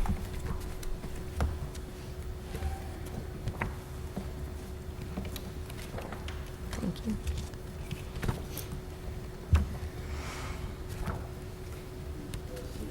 There you go. I've even unplugged and replugged. Is everyone in the chart now? I am. Ms. Rich? Okay. If you see below arts, entertainment, and recreation, you see carnival and circus. The S's in RA and R1 are proposed for conditional use now. So those go from an S to a C, Yes, ma'am. which means that has to come up to council? That is correct. Next page, religious facility.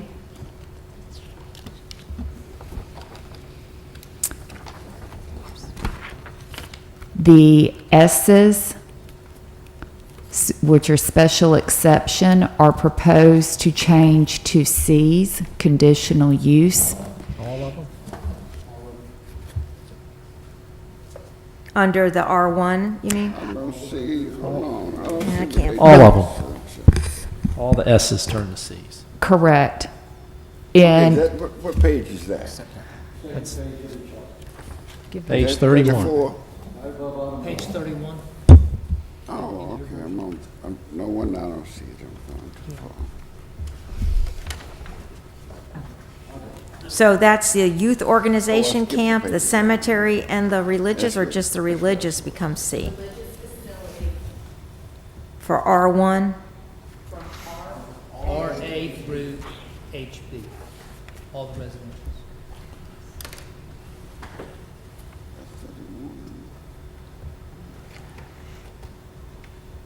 We already have an RB on our books? Residential business? We do?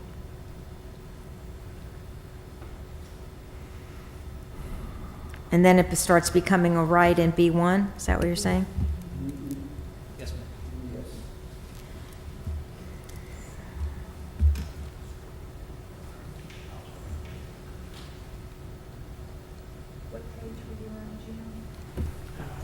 That's 31. What's being changed, it is about the relationship between these. Yes, it is. Got it. But- Consideration whatsoever, not the title, not the, simply really impact, could impact, you shouldn't be involved in that. What about the broadcast facility tower? Where'd you leave that? Well, let's go through them. Well, that's the next thing Or that's, did y'all change it? This it didn't so a change it. B1 business that buffers a lot of our residential they have to go to court to get that heard? Or would you prefer that they come to council for a broadcast facility tower? They can go to the zone Well, it's a adjustment. facility without a tower, so it's really just an office building. It's not the, In B1. B1 buffers residential. A lot of homes sit next to B1. That's the whole idea. It says with tower. I have with tower She's got with tower. on page At 31. the bottom. That is by special exception, HB1, and you have to. Right, but special exception means they go, That's at B3, yes.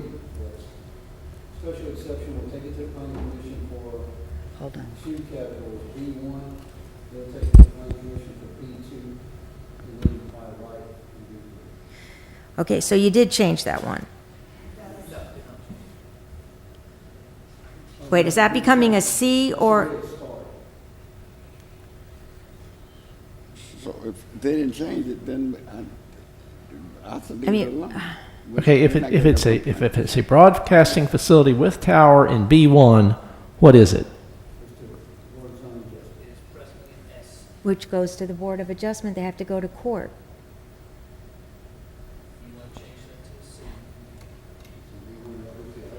Yeah, I mean, Well, never mind, I'm not going there. that's a big one. That's buffering residential a lot. B1, that's the whole idea of B1. It's supposed to be 9 to 5, supposed to be somewhere where you're in your backyard. You don't have to look at a big tower. I understand, but the council, you're not have to worry about it because you're not going to be here, but the council is going to be inundated Excuse with me, appeals. I'm here now, so I'm worried The about it. council is going to be inundated with these appeals. No, you're making people go to court to be heard on a B1, which often is somebody's backyard Just change it to a throughout the C. city. Change it to a C.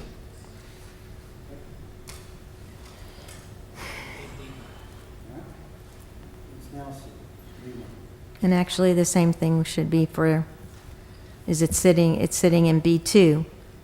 We had that huge one that came on Dolphin Street, if you remember. Good. No, those are telecommunications. This is broadcast But- meaning TV. Right, It's a TV station. right, okay, but those are tower. I mean, why should they, They pretty much look the same, I agree.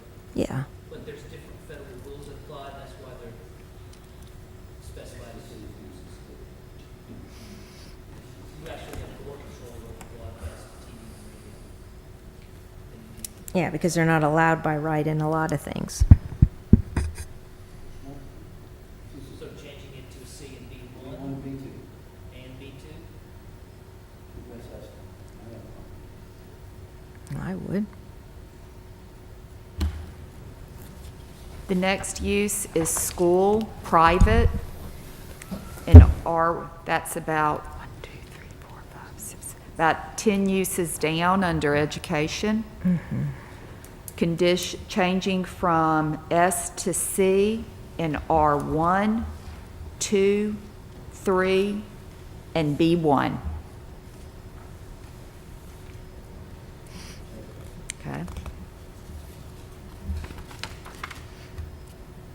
Next use, bar/lounge, changing from an S to a C in RB, HB, and TB.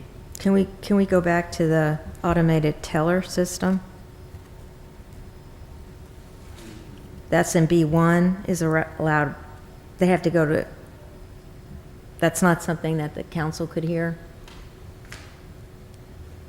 Have a lot of, I don't think that's very disruptive.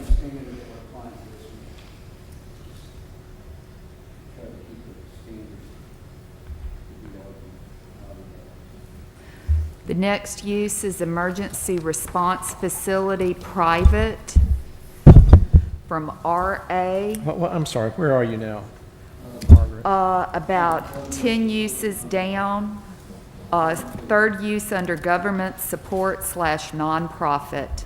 Okay, thank you.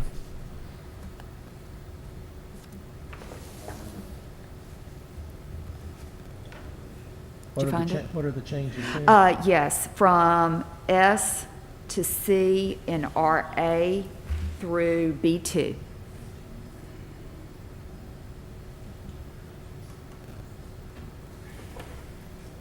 B2.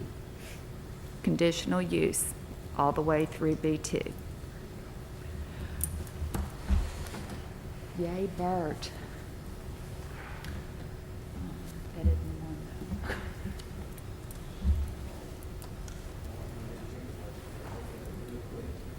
though.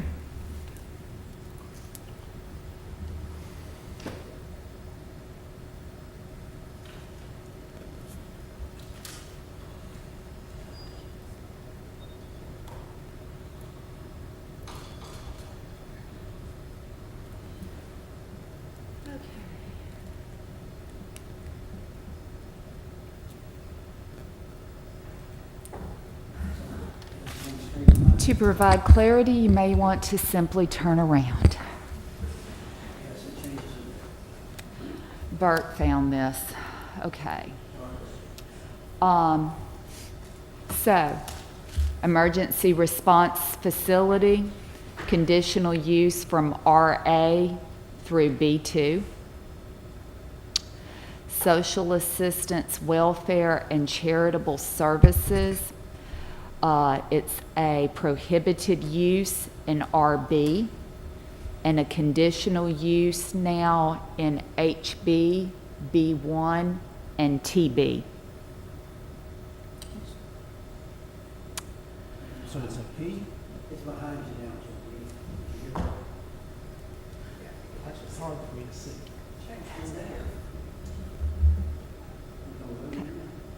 The next one is dormitory, fraternity, sorority, conditional use in R3, B1, TB, and LB2.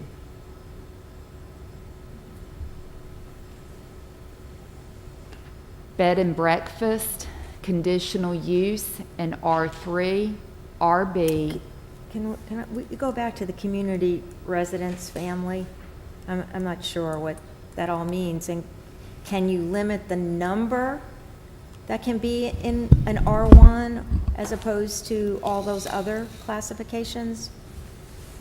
I mean, I know there's federal laws, but do we have a right to try to still make it as neighborhood friendly as we can? You know, where you can limit the number of. That's another issue. That's a whole other issue. But you're saying it's by right, so you won't ever hear about it. It's for the community resident family. I think we got a federal law on this one that's there. But I think there are laws on, I think there are zoning codes on the books that kind of massage how you go about the placement. And I don't think that's anything the city can't do. Does that exist, Wanda? Ways to just make sure it's a blend in a community? I touched on this in the report, and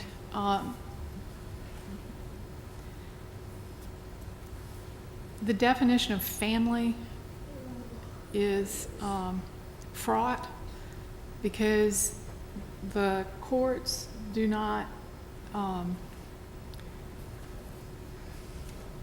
agree that cities can limit the term family to people who are related by blood marriage or legal adoption. And so there are two approaches to the group living arrangement. The easy approach for some cities, I don't think it's the easy approach for this city, but there's this thing called an absolute occupancy standards. Instead of looking at the type of residence and trying to police who's living there, you just say, look, you've got to have this much square footage and this many bedrooms, and some communities do it the other way. Yeah. What is that, Gina? Right. And then the other option on this kind of stuff is kind of what I think they're trying to do here is thread the needle. They're creating a variety of group living arrangements. Some of them are presumptively okay, some aren't, and it'll ultimately, I'm not even sure I understand how it all works, but ultimately you have to go to the Board of Adjustment if you want to have more than 10 unrelated adults, which means in residential districts, and I don't know if this is true or not, but the way I read it, and maybe it's changed, is that right now you can have 10 unrelated adults living together in an R1 district by right. Without reference to square footage. Is that correct?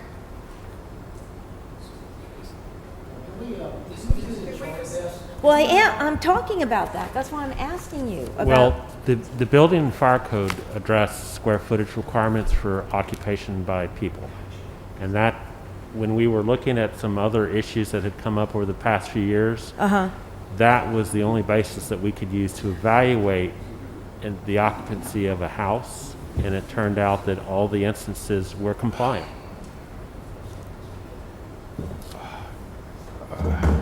So we spent days on this and actually consulted with a lawyer down in South Florida that specializes in this.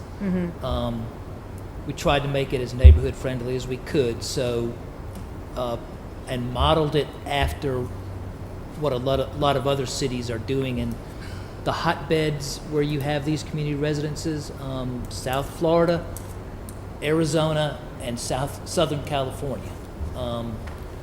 So if the number of people in the community residence fits within the definition of family, which is no more than 4 unrelated people, under federal law, it has to be allowed by right. Not much we can do. If it's more than 4, we have more leeway. So what we did, starting with 5, So this is a If it- maximum of 4? under Family? the definition of family, yes. 4 or less. If it's between 5 and 10, it's permitted by right, but it's subject to an additional requirement that they have to be 1,000 feet apart from each other, so that you don't get clustering, where you get a bunch of them put there together in one neighborhood. They have to be 1,000 feet apart. If it's more than 10, which you don't really see too often, but if it is more than 10, then there's additional requirements of the 1,000 foot, plus you have to get a special exception for that. Where would they get? Okay, what about individuals who buy homes? No, listen, this isn't, person in the room that wants to hear that, and I respect it, but why would you make it? changes that are proposed, and then if there's another. I thought we were going line by line. We're not going to get bogged down on one that's a matter of federal law for a half an hour. Let's go by the red changes, and if you've got something else, then let's. That's what I'm trying to Make a do. motion, make a motion, and see if you get a second, and then we'll vote on your amendment. But right now, we got Joel's on the table, and let's get through what we got. I thought it was your stuff. I thought you Joel now. made the motion. Okay. The next use is dormitory, fraternity, sorority, conditional use now in R3, B1, TB, and LB2. Continuing on, lodging, bed and breakfast, conditional use proposed in R3, RB, HB, B1. Hotel, motel, hostel, conditional use in RB and HB. Manufactured mobile homes are conditional uses in RA, R1, R2, R3. Wait, where are you? Mobile homes? Mobile homes, those are conditional as proposed. Those are conditional Wait, uses. where are you on the list? Under residences, Wait, oh, mobile so homes? nothing changed on 34.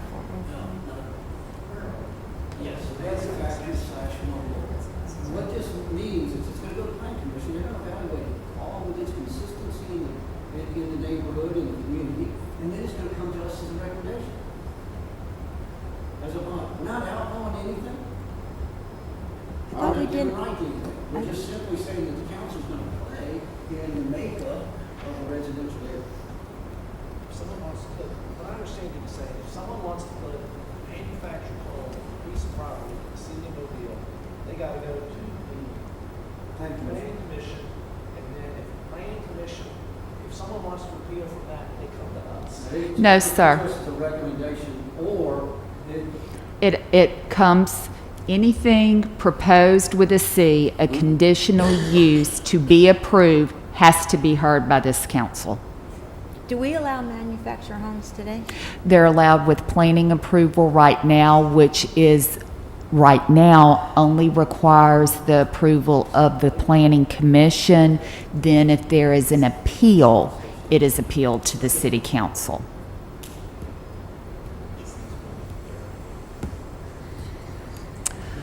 Manufactured housing and lease community, conditional use in R3. Heliport, miscellaneous air transportation as proposed, a conditional use in B1 and Where are you B2. now? Where are we now? What? Page 37, under transportation. Yeah, Transportation but and I'm parking. marking it on here so I can remember. And what was that term? Do you see transportation and parking? Teleport, miscellaneous. So that becomes a C? In B1 and B2. But a right by R1, A still, or no, you changed It that? hasn't been proposed for change.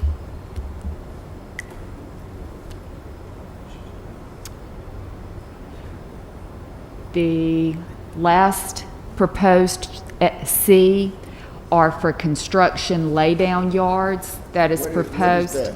I beg your pardon? What is a laydown? Correct. Okay, all right. Okay. Right. It could be for a city project or it could be for a large private project. But a construction laydown yard would be a conditional use in RA through HB as well as TB. So that's the last page of uses. It's under accessory. 39.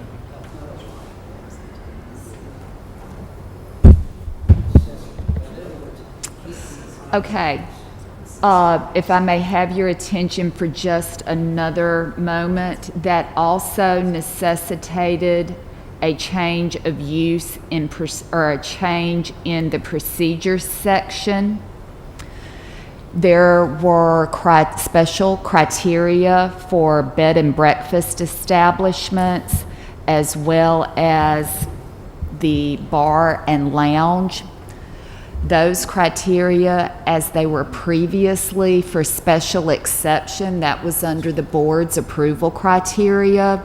We have simply cut those criteria from special exception in Article 5 and moved them in under conditional use.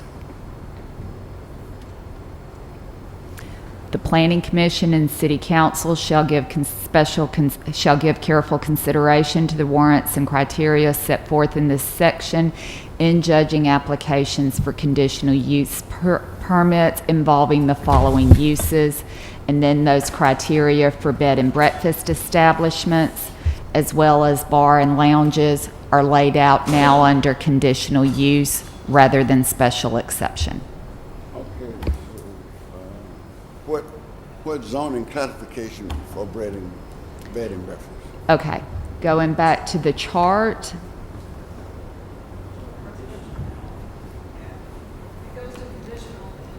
Here, R3, RB, Okay, I'm good. HB, I'm good. B1. I'm good. All right. Any other discussion, council? Any other discussion? Am I allowed to discuss the residential issue about what's around by right? We're about to get a vote. I mean, yeah, let's vote. All in favor? Aye. Aye. All opposed? For what what did you just vote on? We voted on the change of the chart? We voted on my motion. Say your motion again, please. I'm serious, because I'm losing track. My motion was that we amend the document that's before us to go be advertised to include the changes that have been proposed for Articles 2, 3, 4, 5, and 8, including the changes to Article 2, which Mr. Williams worked out with Mr. Rossler and the staff, and we just reviewed. 5, plus the procedures in 5 that Ms. Pappas just went through. That was the motion, which was seconded. What's your vote, Bess? I would like to offer an amendment that we discuss more about and get an understanding of what can go in R1 for community, whatever these resident, I'm not even sure I understand what they mean by that. I only know, and I'll just explain this to you, that I have residents who live next to homes that businesses will purchase, and they will put people who are transitional out of prisons, or they have health issues, or they, whatever it is, and it's like a residential program that they have too many people in them. And how do we have this as a right when there's no guidelines to it? Ms. Rich, I'm not trying to be rude, but I think we're at the voting session. We already had discussion. Is yea or nay? No, then. Okay, 5-0. I mean, 5-1.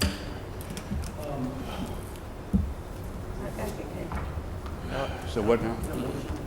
No, It just passed. It was approved. Oh, wait. we can't do it.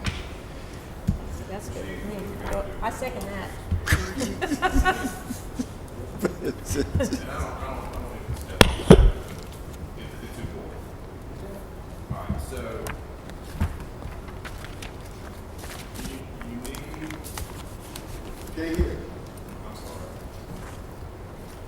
And Ms. Cochran had to step out. You need at least one other amendment, and it is at a minimum, and it's not a complicated one, I don't think. But the effective date of this ordinance has been left blank. So somebody has got to say what date this sucker takes effect. And also, Go ahead, Chris, go ahead. also, the paragraph right before it says, this zoning ordinance is, the old one is repealed effective blank date. So both of those dates got to be filled in. Mr. Rossler has an idea. Ms. Cochran has an idea. She had to step out. I'll just tell you what her idea was, which was it would be effective upon the adoption of the subdivision regulations, which is sort of an indefinite thing. And then Mr. Rossler can tell you what his is. But that has got to be figured out, and then it needs to be held over at a minimum to whatever the date of the meeting with the public hearing is. The October 19th. 19th is the public hearing. And if yeah. there's any other amendments, that's fine too, you know. But Mr. Rossler? We propose that the effective date be the date 6 months from and after the date that this is adopted by the council. So if the council votes to adopt it one day, it would become effective 6 months from that day. During that 6 months, they will be working on the subdivision regs, and we'll have them approved. Do I get a motion from the council? Move to have it effective 6 months after adoption date. Motion and a second, in the discussion. All in Do we favor? need to have in there what you said there were 2 dates that need to be Well, in there. yeah. there's also a repeal date. You can make one that says it's repealed effective the date this goes into effect. Would that Yes, work? that's part of my motion. Yeah, the old one, it's repealed, yeah. You want to add that, Mr. Days? Yes. Motion and second, in the discussion. All in favor? Aye. In opposed? 5-1. Move to adjourn. One more. Oh, yeah. It's on the count. Miss Rich had asked that on the use chart for the broadcast transmission towers, the S's in B1 and B2 be changed to a C. Would you like to make that motion? I second it. You want to make that motion, Beth? I just did. I'll second it. We have a motion and a second, in the discussion. It's going to be 5-1. All in favor? Aye. Aye. In opposed? Abstain. Mr. About that. Or 5? Just shake it up for you. It's got to be held over Yeah. to whatever the date of that public hearing Our is. public hearing is the 19th. so- At a minimum. Yeah. And I'll stop talking now, sorry. Okay, so right now we have an amended document that now is going to get advertised and is going to be held over, and that has to be another motion, to the 16th of October? No, 19th? 19th is the public. Okay, I'll make the motion that this be held over to the 19th of October. And Second. are We you have a taking? motion and a second, in discussion. Ms. Rich? No, I mean, you're having public comment then. Correct. Of course, we will be on the agenda. We would have taken it today. Right, it's their public hearing, they're supposed to be able to weigh in, you're supposed to be able to make changes then. I guess you'll decide about that. No, we can't. We can't limit in a, Can't make In a public changes. hearing. You can't make any changes to it. You can after that hearing, Then it has to be re-advertised. we'd have to start over, yeah. Yeah. right? I know, it's it'd be nice if you had a good one to advertise, but, okay. All right. Motion and for- second. For holdover till then. So it can be advertised. Okay, October adjourned? 19th. No, we hadn't voted. Did we vote on 19th? To vote on 19th? Did we It's vote not. on the 19th? That's Yeah, already No, been called. no, we didn't vote on the 19th. We voted on, That's already been called. Well, the public hearing public date hearing's called has over. Now we got to been- hold over this amended document until that date, and they'll be voted on at the same time. all in favor? Really can't. Aye. All right? Aye. It helps to Just pay carry on. attention. It does help to pay attention in these meetings. 5-0. Yep. Thank you. Just carry on. Have we covered everything, Mr. Aldridge? Move to adjourn. We have a motion and a second to adjourn. Any discussion? All in favor? Aye. Who need Aye. a drink? Meeting